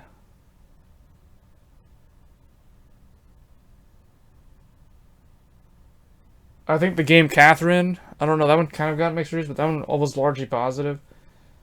Xenoblade Chronicles X. Those type of games, like, they got all mixed reviews, but a lot of people bought them. Didn't Super Smash Bros. Brawl on the original Wii get mixed reviews, but still a bunch of people bought it? It's still a great game. It wasn't as good as Melee, but it was still, like, really good. It wasn't terrible. Tekken Tag Tournament 2 actually is really good. Well, you know what I mean. Like, if IGN gives a game a 6.5 out of 10, and everybody, like, dislikes the video, it's got, like, 60% dislike and 40% like, and people still buy the game. So it's like, RYZEN's the same way. Like, people are out there saying it should be, like, a 9 out of 10, and reviewers were giving it, like, a 7.5 out of 10 or an 8 out of 10. And it's flying off the shelves where I'm at, so obviously the whole picture is not really stated in the review. Yeah, Super Smash Bros. Wii U. Baby Brawl. Yeah, that's true. From what I played, to be honest, Melee was the game that I played a ton of. I didn't play a whole lot. I completely skipped the Wii. I never got a Wii, so I never played any of those. But, like, Brawl on the Wii U, I have a Wii U. I still need to finish live streaming Xenoblade Chronicles X. But yeah, I know what you mean. Man, we're picking up viewers on Twitch, and that's weird, because the build is over. So people expecting me to be building a computer, you missed all the action. That happened probably, like, 90 minutes ago. Been sitting around and comparing Goku and Vegeta to Intel and AMD.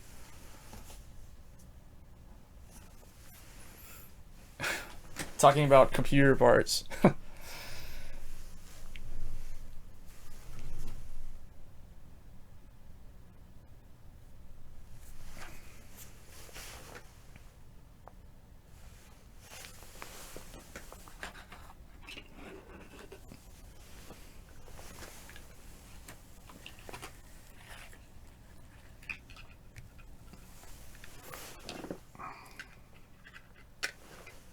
A lot of people Baby Brawl.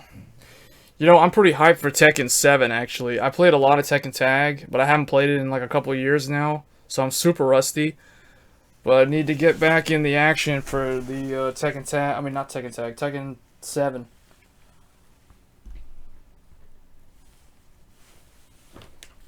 Yugi versus Goku. Basically, we got like 3 different CPU architecture comparisons that we're going to be doing. We're going to be doing the Intel, AMD FX. I guess Yami Yugi is AMD FX because of his 2-tiered or 3-tiered hair, and then Goku's Ryzen.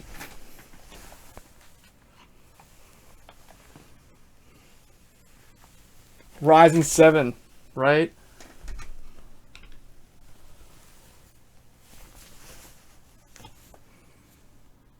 Suit. Huh? Oh, nothing looks for.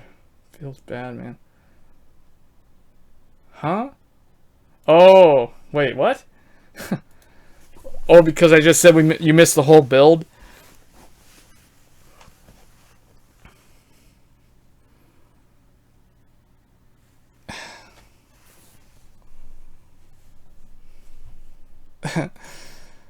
My browser the whole time, they're trying to refresh the chat on YouTube, but it's like I'm still live on there, but no one's watching. There's like one person watching. Melee, Smash 4, Street Fighter 5. I don't think any of those games got bad reviews though. Open the box, RYZEN.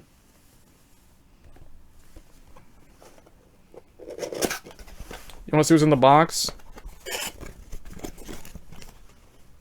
I opened the box. It's nothing but darkness. It consumes all. It just consumes all. The darkness of RYZEN. No, but seriously, like, this is what was inside. You get your case badge. You get an instruction manual on how to install CPU. It's very much like their standard, like the ones for the FX series.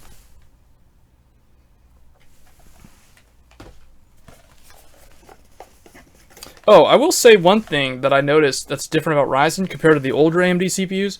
The pins on Ryzen are smaller. They're not as long as the ones on the FX and the older AMD processors, like the Phantom series and the old Athlons. They're shorter and there's more of them. So it's harder to bend them by accident. Like, they're much sturdier. So I like that they're shorter. They're more like the pins on a Intel motherboard.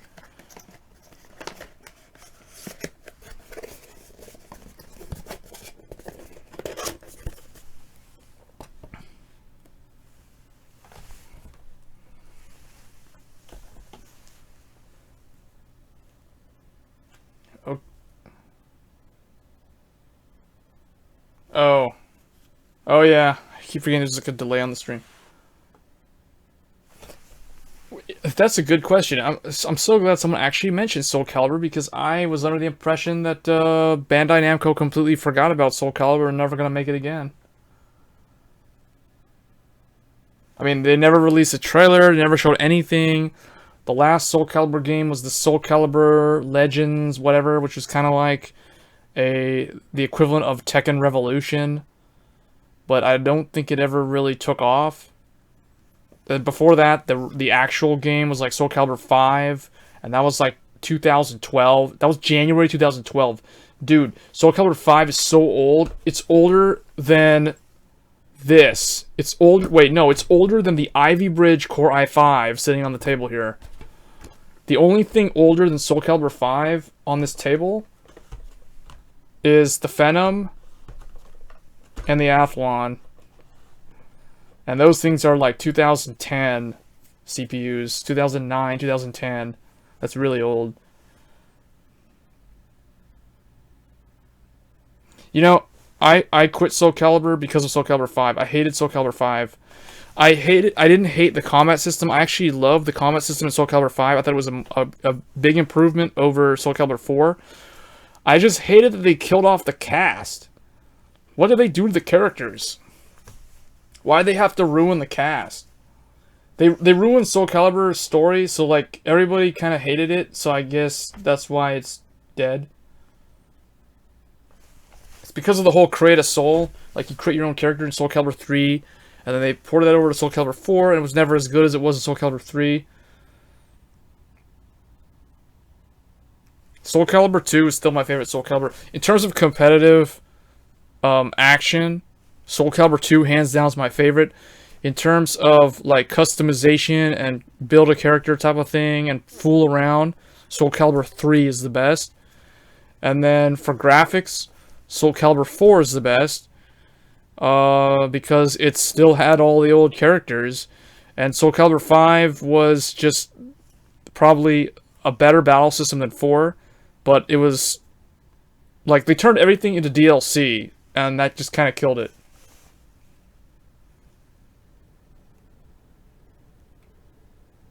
Yeah. Well, I think so. Nintendo forgot about Metroid, so what they did was they farmed it out to like Tecmo or someone, just like what happened with the whole Hyrule Warriors.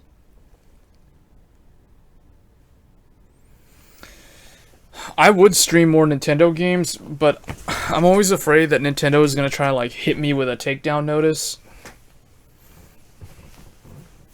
Because I was gonna stream like Yoshi's Woolly World and I'll do a playthrough on that, and then I was gonna do I'm still gonna do Xenoblade Chronicles. The last major Nintendo game that I live streamed was Fatal Frame 5, like Halloween from like 2015 or something. That was like a while back.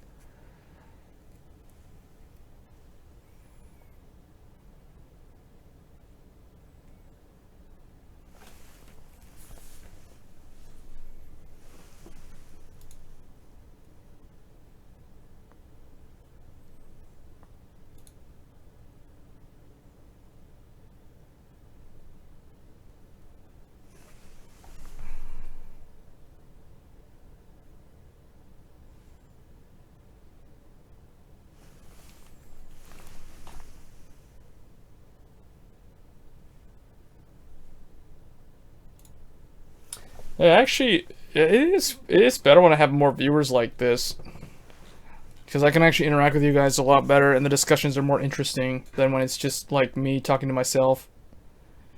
Of course, it's cool when there's like one or two people. Like typically when it's just me and Pizza talking about like the Tales series or some random stuff. DMC, because I want to see someone play. I have. I like I like Devil May Cry. But I'm not like super good at it, and I haven't played it in years. The last Devil May Cry game I played was Devil May Cry 4 on the PS3. I never played the DMC remake, the one that was farmed out to that UK studio. I played the demo of it, but I never actually got the game. But I played Devil May Cry 4, Nero and Dante.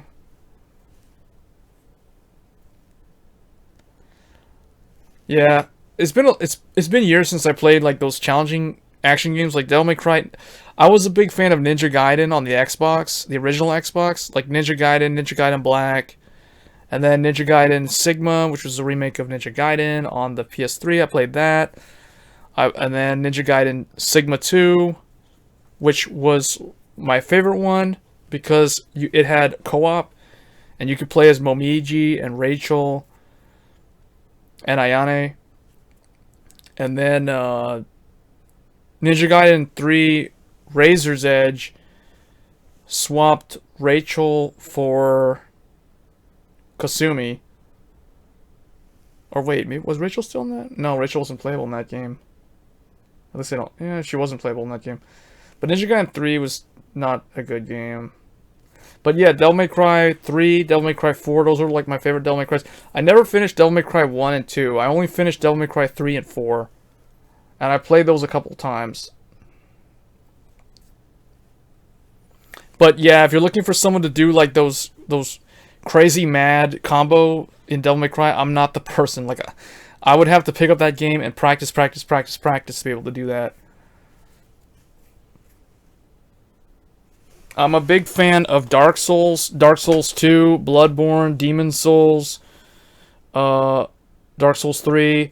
I do need to. I do plan on getting that game that came out last month called Neo, which basically means well, O is king. It's like something king, like second king, demon king, something like that. Anyway, that Neo, that samurai game that everybody keeps saying, oh, it's a Dark Souls clone. Those people forgot completely about Ninja Gaiden, so yeah, it's not a Dark Souls clone. It's more like a fusion between Dark Souls and Ninja Gaiden is what it is. Yeah, Bloodborne is like my favorite PS4 game at the moment. I can't think of any PS4 game that I like more. But I will be live streaming Nier Automata when I get my collector's edition with that big statue. I'll be doing an unboxing of that on my probably not my YouTube, not the Game Tech Review channel. I'll probably do maybe I will do it on the Game Tech Review channel. I might do it on my personal, like the Acclaimed at YouTube channel. You mean the one for the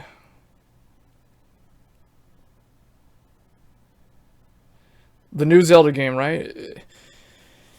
If it's available for the Wii U, I'll pick it up. If it's only on the Nintendo Switch, I don't know if I'll get it immediately, because I know the Switch is coming out or it's already out. I don't even know right now, because I've been so stuck with like the whole like RYZEN stuff. Like I'm way out of the loop on Nintendo Switch. Is it out yet? Someone in the chat know? Probably. I'm probably just a big noob right now when it comes to Nintendo stuff, Nintendo news, because I've been following all the RYZEN coverage right now. So it's like PC is where I've put all my focus. So to go back to console, it's gonna be kind of like doing a 180.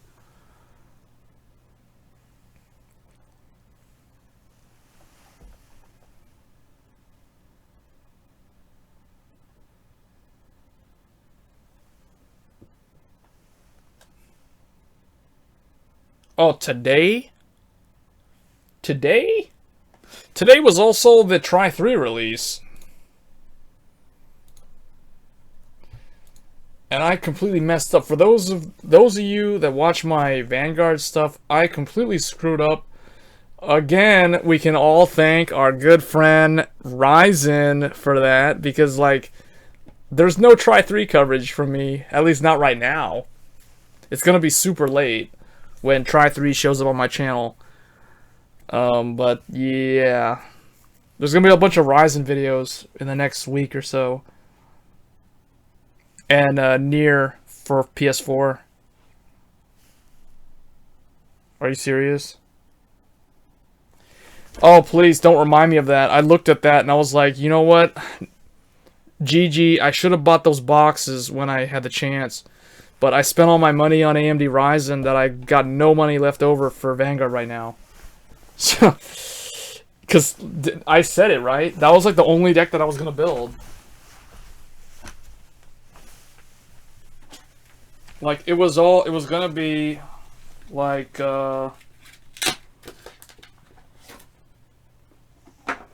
this was the deck. This was the deck that I was going to upgrade. Whoops. I was going to upgrade this one to the new Asha.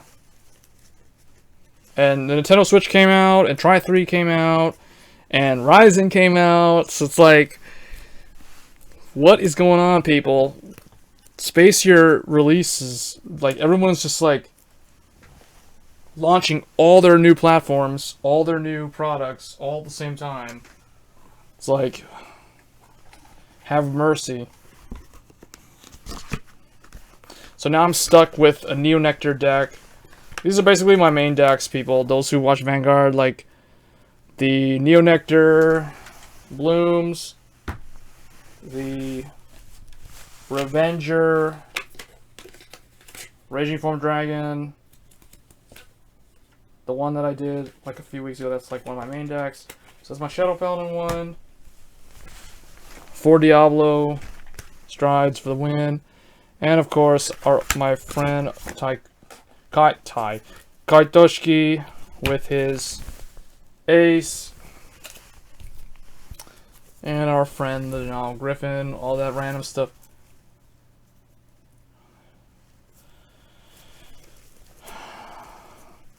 I think, though, to be honest, to argue in favor of Nintendo, I will say this.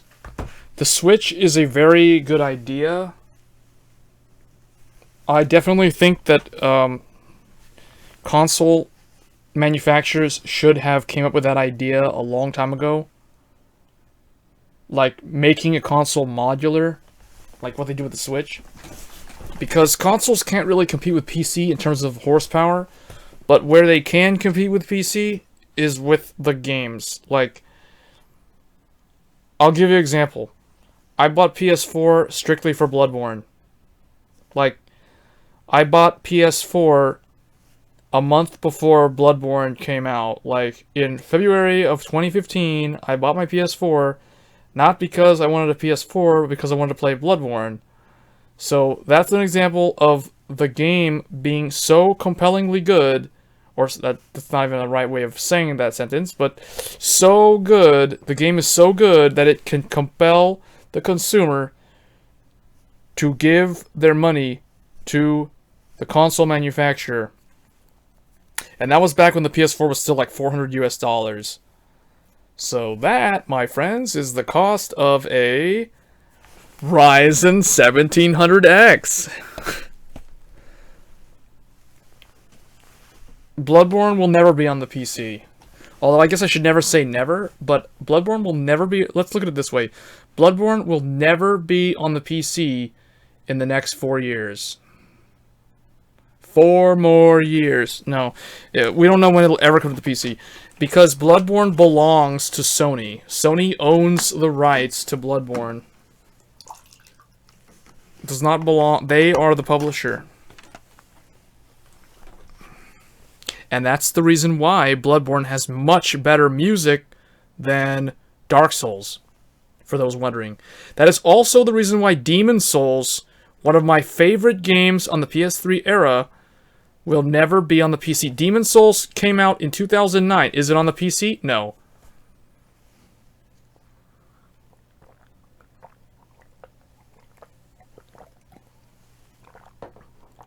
Yeah, exactly. Pizza's exactly right. That's why I have a PS3 and that's why I have a PS4. Because of the JRPGs. You gotta love Japanese nationalism. They will hamstring their PC games. They will hold their PC games back for their consoles. For the love of Sony and the love of Nintendo. All hail nationalism and their pride. Because that's exactly why. Not trying to sound like a racist or anything. Because obviously, like, I love the Japanese games. Like, Nier is going to be one of the most anticipated games of the year for me. Final Fantasy XIV, Stormblood, later on in the summer, you know.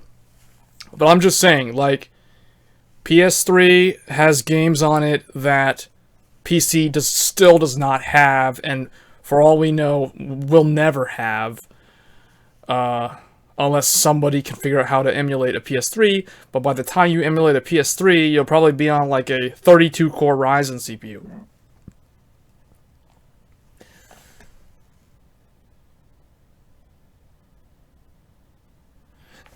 My thing about PC is the problem with the PC platform, because everybody likes to say PC Master Race, but you know what?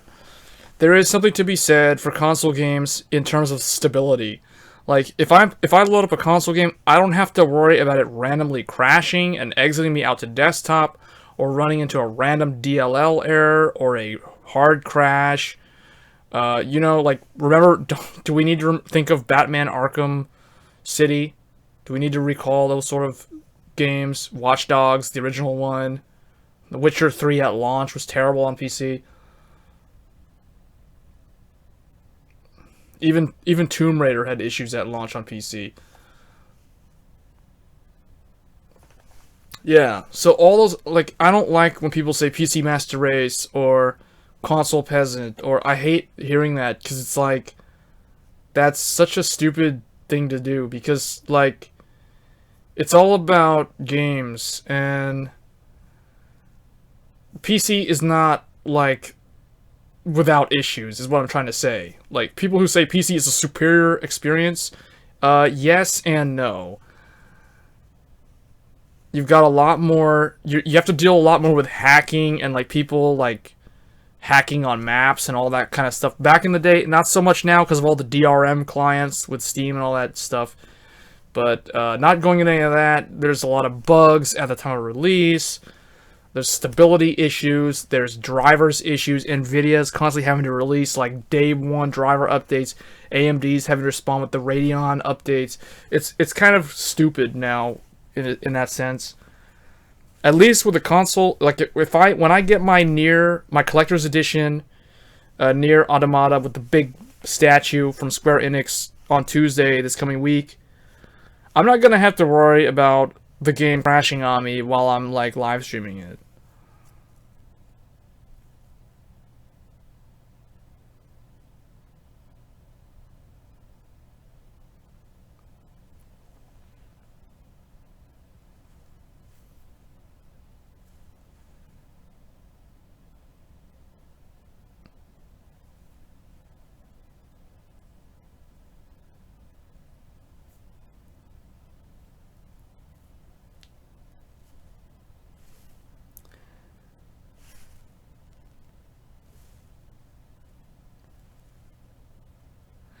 The original Crysis was extremely hard to run on PC.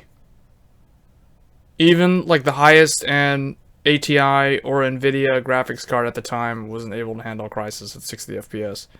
And that wasn't even at 1080p. That was like back when everybody was using square monitors.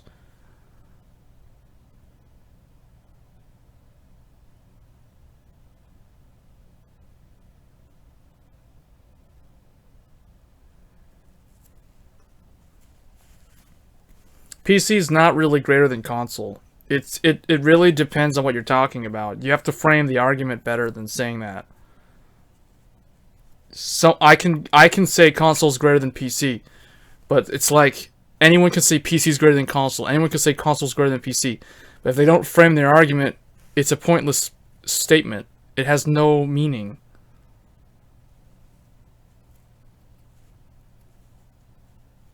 Like I can go and say my PC is better than everyone else's PC because it's actually capable of streaming and playing console games and PC games at the same time.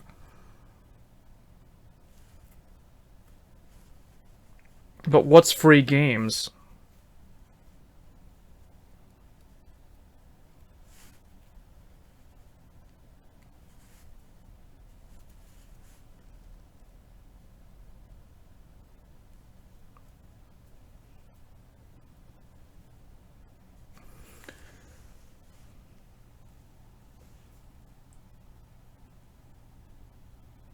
Yeah, that was actually pretty funny.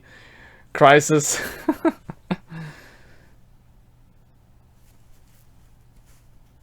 You mean like illegal? Like downloading games illegally? I don't see how that's better.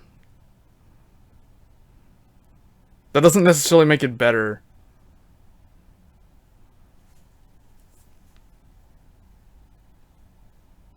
Download what though? So you can play what? You can't download Bloodborne and play it for free.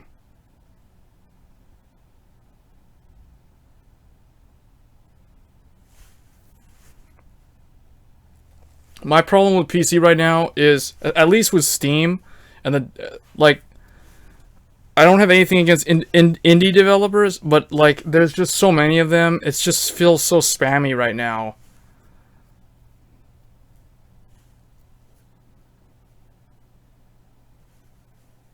Eventually some of those indie developers do rise up and they release something that really stands out, like who is it, that game company or whoever made like Journey or That one game, Limbo. Remember there was another one, Limbo, and the one that came out recently, Inside. I think it was the name of it. That was a pretty good game. Those are pretty good indie titles. Yeah, it's better to It's better to have what I have. I think I have a better setup. So basically, my setup is greater than PC is greater than console, or my setup is greater than console greater than PC.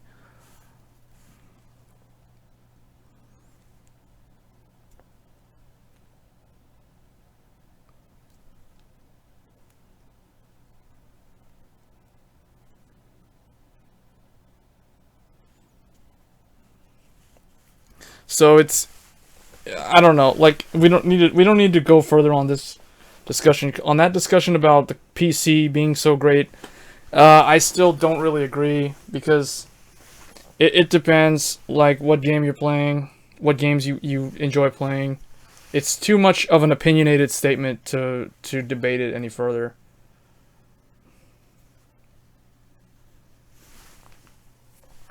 Like, if I look at my Steam library, let me bring it up here.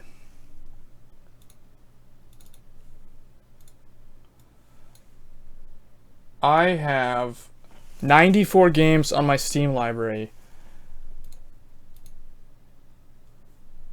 If I bring up my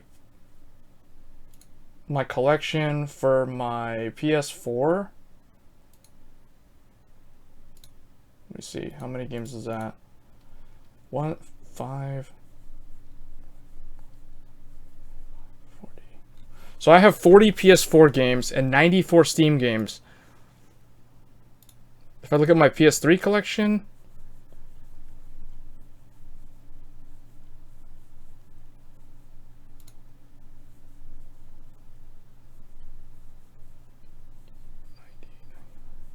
I have 100 PS3 games in my collection. 100 PS3, 40 PS4, 94 Steam. So I've got more like console games than I actually have PC games. Well, okay, honestly, I can't really just say that, because Steam is not all my PC games. I have a lot of games that do not actually use Steam, like Final Fantasy XIV, and games that do not actually use the Steam client.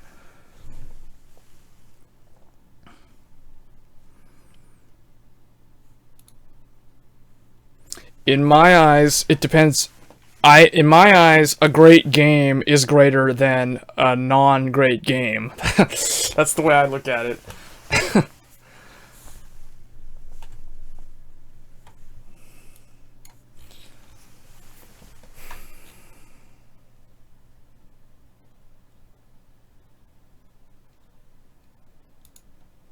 You know, I'm looking at my Steam list to see what games I can actually live stream from Steam that'll be worth streaming. One of them that I see here is the Talos Principle. I need to finish that game. Tomb Raider, both the reboot from 2013 as well as the Rise of the Tomb Raider. And then for the Japanese stuff, I have Ys 2, Ys Origin, Ys 6, The Art of Nefshatim, Ys The Oath of Felghana, Valkyrie Chronicles, Yomawari. I tried that game. I'm probably not gonna play that unless it's like Halloween or it's just like a seasonal thing. That's too scary. Then Agris Zero, Agris Generations of War, Agris Generations of War 2. What else do we have here?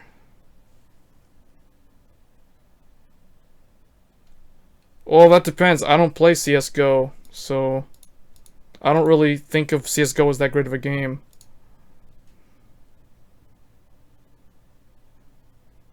See, so again, it depends on the person. It's an opinion.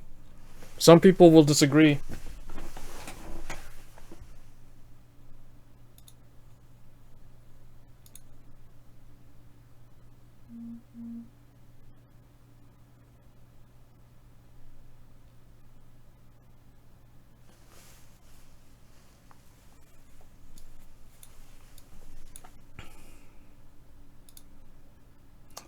Dark Souls, probably won't play Dark Souls 2 again, though. Let's see, what else do I have here? Oh, a really good game title that's not a Japanese game, that's not a like big name game out there is Dreamfall Chapters. Dreamfall Longest Journey was actually a really good game.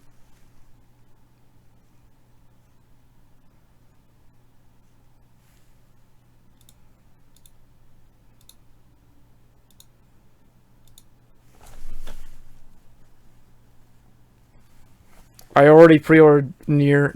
I'll be streaming Nier for PS4. That's the version that I'm going to be running. I'll tell you, the only time I ever get the game on Steam is if there's A, no collector's edition available, or B, the console doesn't have it with no collector's edition.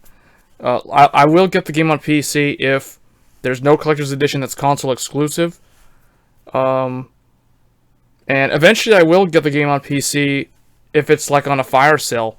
Like for example, I'll give you an example. I have on here, I have Fairy Fencer F on PC, even though I originally got it for the PS3 when it was new. I have Final Fantasy 3, 4, 5, 6, 7, 8, 9, 10, and the 10-2 HD remaster. Final Fantasy 13, Final Fantasy 13-2, God Eater 2, Rage Burst, God Eater Resurrection, Hyper Devotion Noir, Goddess Blackheart, Hyper Dimension 3 Rebirth 1, Rebirth 2, Rebirth 3, Action Unleashed. So basically I have all these games that on Steam that originally were available only on the console for like at least a year. And then they finally got a Steam release, so I re-got them on Steam because it's just more convenient to just launch them from the PC than to have to like go and get the Vita and hook it up and do all that other stuff with a capture card. So yeah, the PC does have more flexibility.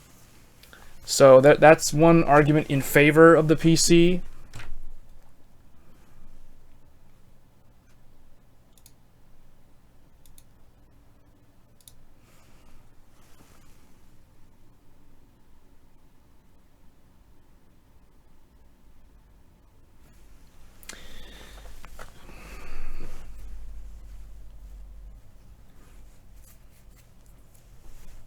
Do you think MOBAs will always be relevant? I guess that's the question we should be talking about. Like, do you think games like League of Legends will ever be dethroned and no longer really be popular, or no one will ever really care about playing them? I mean, I'll give you an example of a game that I feel has tried to change the status quo. Overwatch is a good example of a game that tried to come in and basically kick people away from, or not kick, but like pull people away from playing mobile games like League of Legends.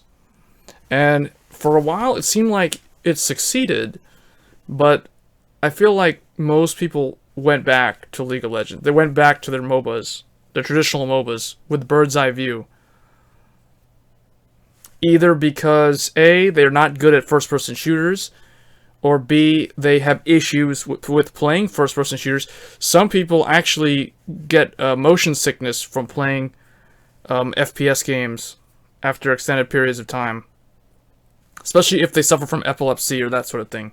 So some people can't actually play first-person shooters because of epilepsy or like brain limitations, just because of either they were born that way or whatever. So I feel like Overwatch tried to steal people from the traditional MOBA crowd, people who play Dota 2, people who play League of Legends, but it kind of succeeded, but I think ultimately it failed. I think like those games are still going to stick around.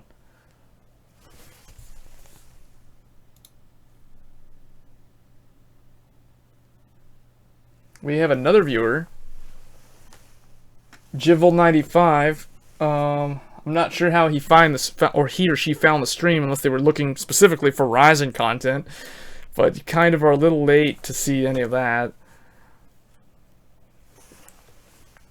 We're sort of having a community discussion right now regarding PC and console gaming. I'm not sure exactly how we got to this point.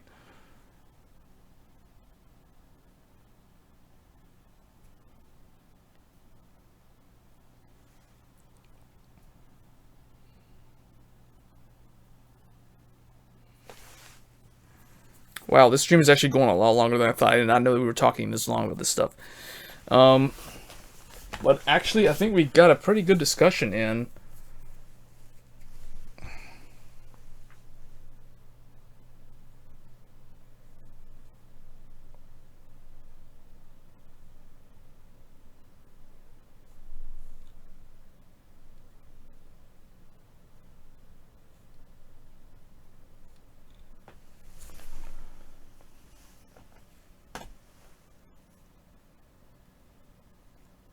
Really?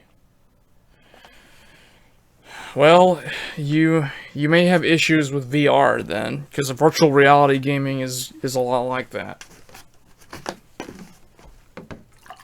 Actually, I was actually planning on getting PlayStation VR, but I didn't get it because first of all, it sold out completely in my area, and B, I don't have a PS4 Pro. I will eventually get a PS4 Pro to upgrade from the PS4. I'm just waiting for the price of 1TB SSDs to fall to like $200 or like $150.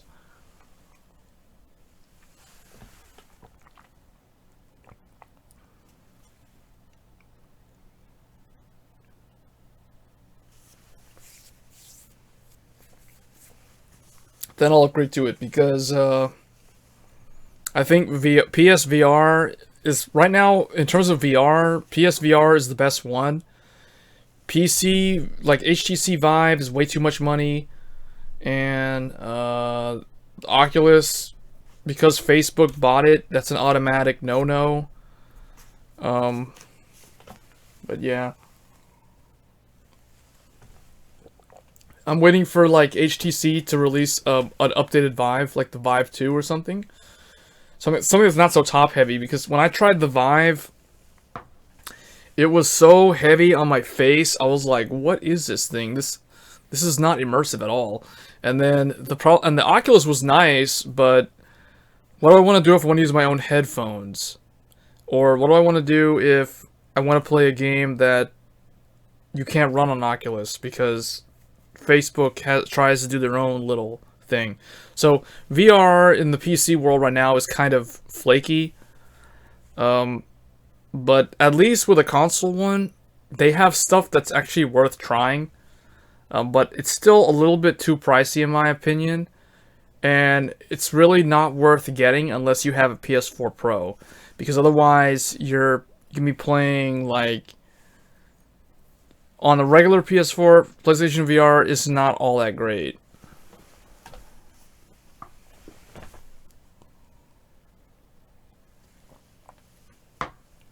Yeah, Tekken 7, man. Tekken Tag 2. Tekken is a weird series for me. Like, when I played Tekken, when I first got into Tekken, the first Tekken game I got... Well, I'll tell you a story, like, how I got into Tekken. So, originally, I got Soul Calibur 2 for the PlayStation 2 back in the day, and that was like one of my favorite fighting games. And it had a demo disc. The demo disc had Tekken 4 on it, so I tried Tekken 4 demo, and I was like, whoa, this is pretty cool. So then I went and got... I remember going to like GameStop and getting Tekken Tag Tournament and Tekken 4, because Tekken 4 was like really ghetto in price. It was like $5 game, or like a $3.99 at Toys R Us or GameStop, and Tekken Tag Tournament was like $15. I was like, why is the older game so much more expensive? And people were trying to tell me, oh, it's because Tekken Tag Tournament's way better than Tekken 4. So Namco kind of shot themselves in the foot when they released Tekken 4. So then I tried Tekken 4 and was like, yeah, it's weird with the position change. Tekken Tournament was really fun. Tekken Tournament had the most insanely hilarious music. Hold on, now I gotta play some Tekken. tournament music, because it's like it's the music, you know, it's music.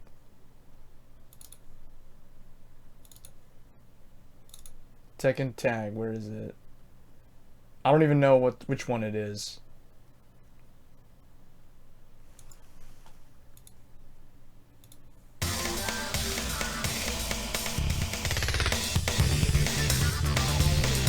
Yeah.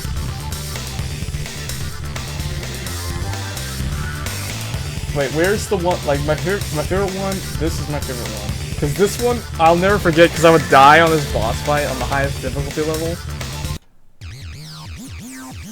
Is this it? Yeah, this is it. Is it?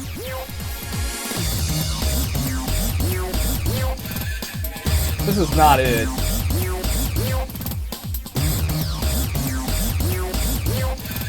This is middle boss. Where's the, wait, no, this is last boss.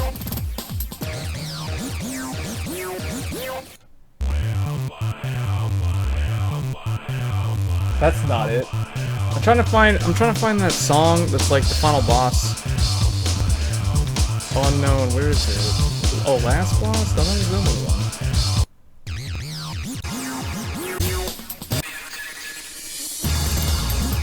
That's not the final boss song at all.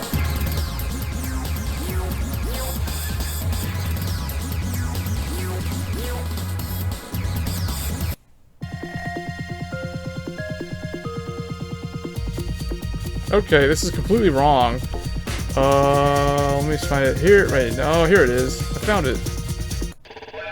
Yeah.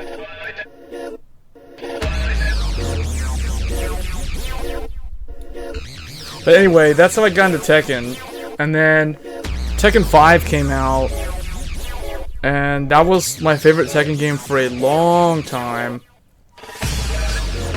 Tekken 5 Dark Resurrection for PS3 came out then. That became the new de facto standard for the Tekken series. Then Tekken 6 eventually rolled out on PS3. It was okay, I didn't really like it that much. And then, of course, we all know Tekken Tag Tournament 2 on PS3 as well, and that game has really stood up well. So we'll see how Tekken 7 can stack up to that.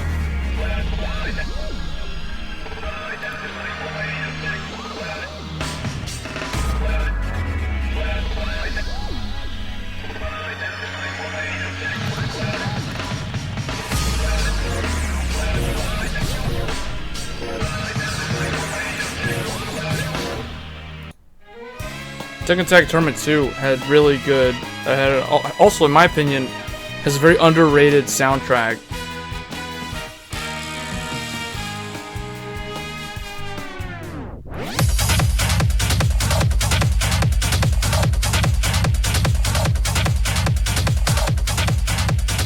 I remember when I played Tekken Tag Tournament 2 for the first time, I was like, seriously, this game has the most amazing soundtrack for a fighting game, for a beat 'em up. It's like, wow.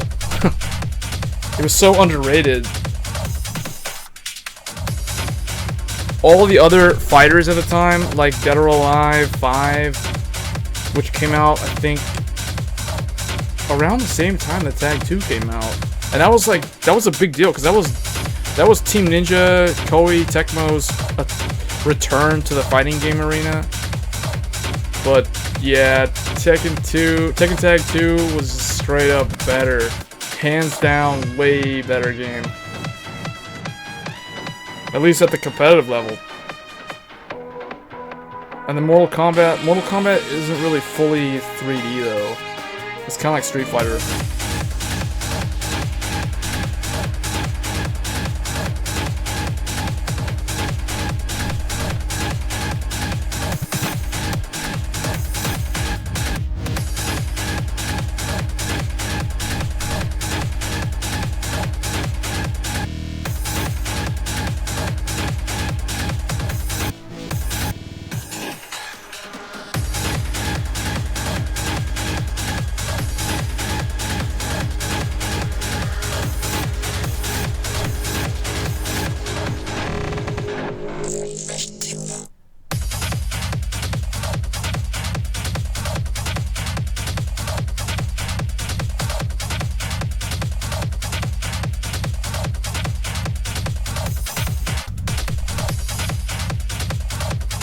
Wow, this webcam is terrible quality. Anyway, guys, I think that's going to be it for tonight's stream. This stream went a lot longer than I thought it would go, but that's because I had a good viewer count, good viewer turnout.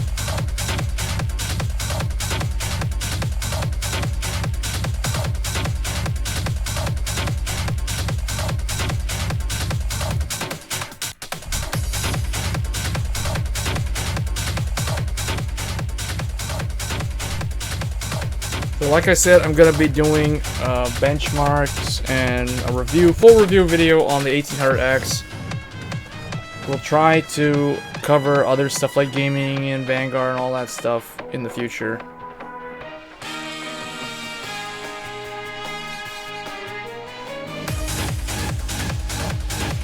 Yeah, this is like my favorite song from Tekken Tag 2. I can't think of a better one.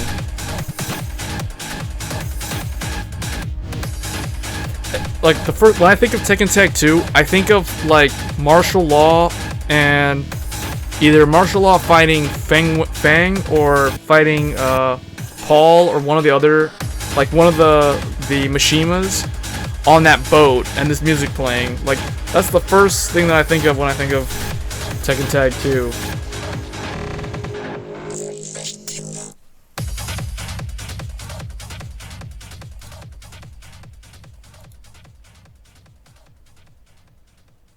But yeah, I'll definitely be picking up Tekken 7. I don't know how much I'll be able to play of it though. I'm not that great at fighters, but I can hold my own.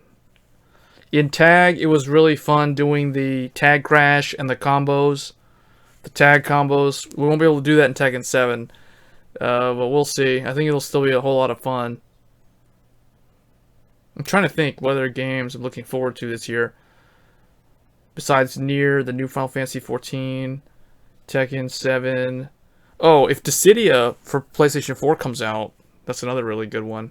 I'm definitely going to grab. That's another day one purchase. But anyway, I'm going to go ahead and get on out of here, guys. That was a fairly successful stream, actually. I'm quite surprised. But anyway, you guys can catch me tomorrow evening. We will be live again, but we will be doing probably gaming. I'll probably be streaming Tales of Berseria like I normally do. I need to finish that game. It's been a long time since I have actually finished a JRPG. The last one I finished was Final Fantasy 15. Let me grab the next game I plan on playing.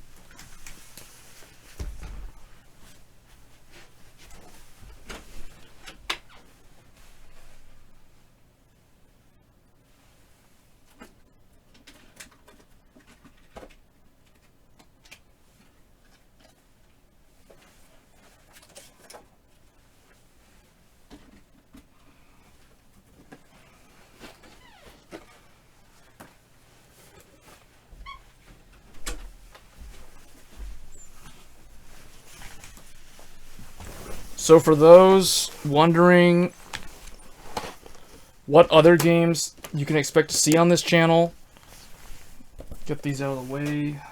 Pretty much done with those.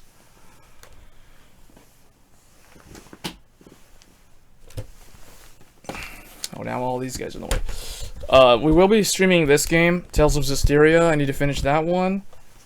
And another game that I completely forgot about from last year is World of Fantasy. I always call it World of Final Fantasy. I want to stream this game too. So I did finish the... these guys need to get out of the way. Or like get down or something. They're like all in the way. They're like totally all up in my grill right here. Get out of the way, all of you. World of Final Fantasy on PS4. I will be streaming this game at some point on the channel, probably after Nier. And I'll probably alternate. I'll change it up. I won't stream like the same game like every single stream. Like some nights we will be doing Zestiria, others will be doing either Nier or Neo or World of Final Fantasy. So I'll probably change it up. Like I'll do like an action. It'll be like action Thursdays and JRPG Saturdays and Mondays or something like that. We'll see. It depends on how things go, like what people are more interested in watching.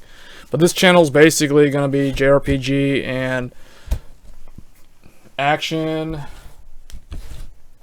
games, like Ninja Gaiden type action games, Devil May Cry, that type of stuff.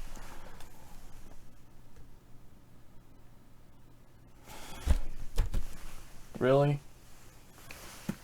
Well, I don't know if you know anything about it, but it has like these two characters, and they can transform into like the little mode. I don't really know too much about it myself either. I just know that it has a bunch of like cameos in it, so yeah.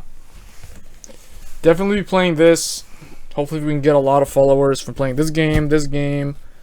Want to build up the JRPG community, the fighting game community. I'll try to tap into the fighting game community, but I know like if I do that, then my channel will kind of become a fighting game community channel. So, and there's already some other pretty good live streamers out there for games like Tekken, like Rip from Level Up Your Game. He's a really good one. I watch him from time to time. There's a couple other ones. So this channel, for those watching for the first time, this one's gonna be like JRPG as the majority of the content on here. So if you are a fan of those type of games, feel free to follow, because this place is gonna be pretty much primarily JRPG, followed by the occasional action game, adventure game. And then we may do some other stuff like some random indie game or like a port of a really old game. So like a retro stream or something like that. So anyway guys, thanks for the successful live stream tonight. The turnout for the RYZEN build was spot on. Yeah, it is kind of like Nintendo, or it's like the little people. Anyway, I'm gonna go ahead and get on out of here, and I will see everybody back next time on the next live stream. I'll try YouTube again, we'll see, but it doesn't seem like a lot of people watch, so I may give up on YouTube and just try to go all out on Twitch. It is easier on my internet. I'm looking forward to swapping to RYZEN, because with RYZEN I can dual stream to both YouTube and Twitch simultaneously, and I can also like set a lower bitrate at a higher visual quality, which I cannot do with my Intel i7. So, but none of the reviewers will tell you that. That's just something that you have to know. Like, you have to be inside. It's like kind of like inside knowledge, tricks of the trade sort of thing. So, and that's why these things are selling so fast. So enough talking about those things, and we'll see you next time. Thanks.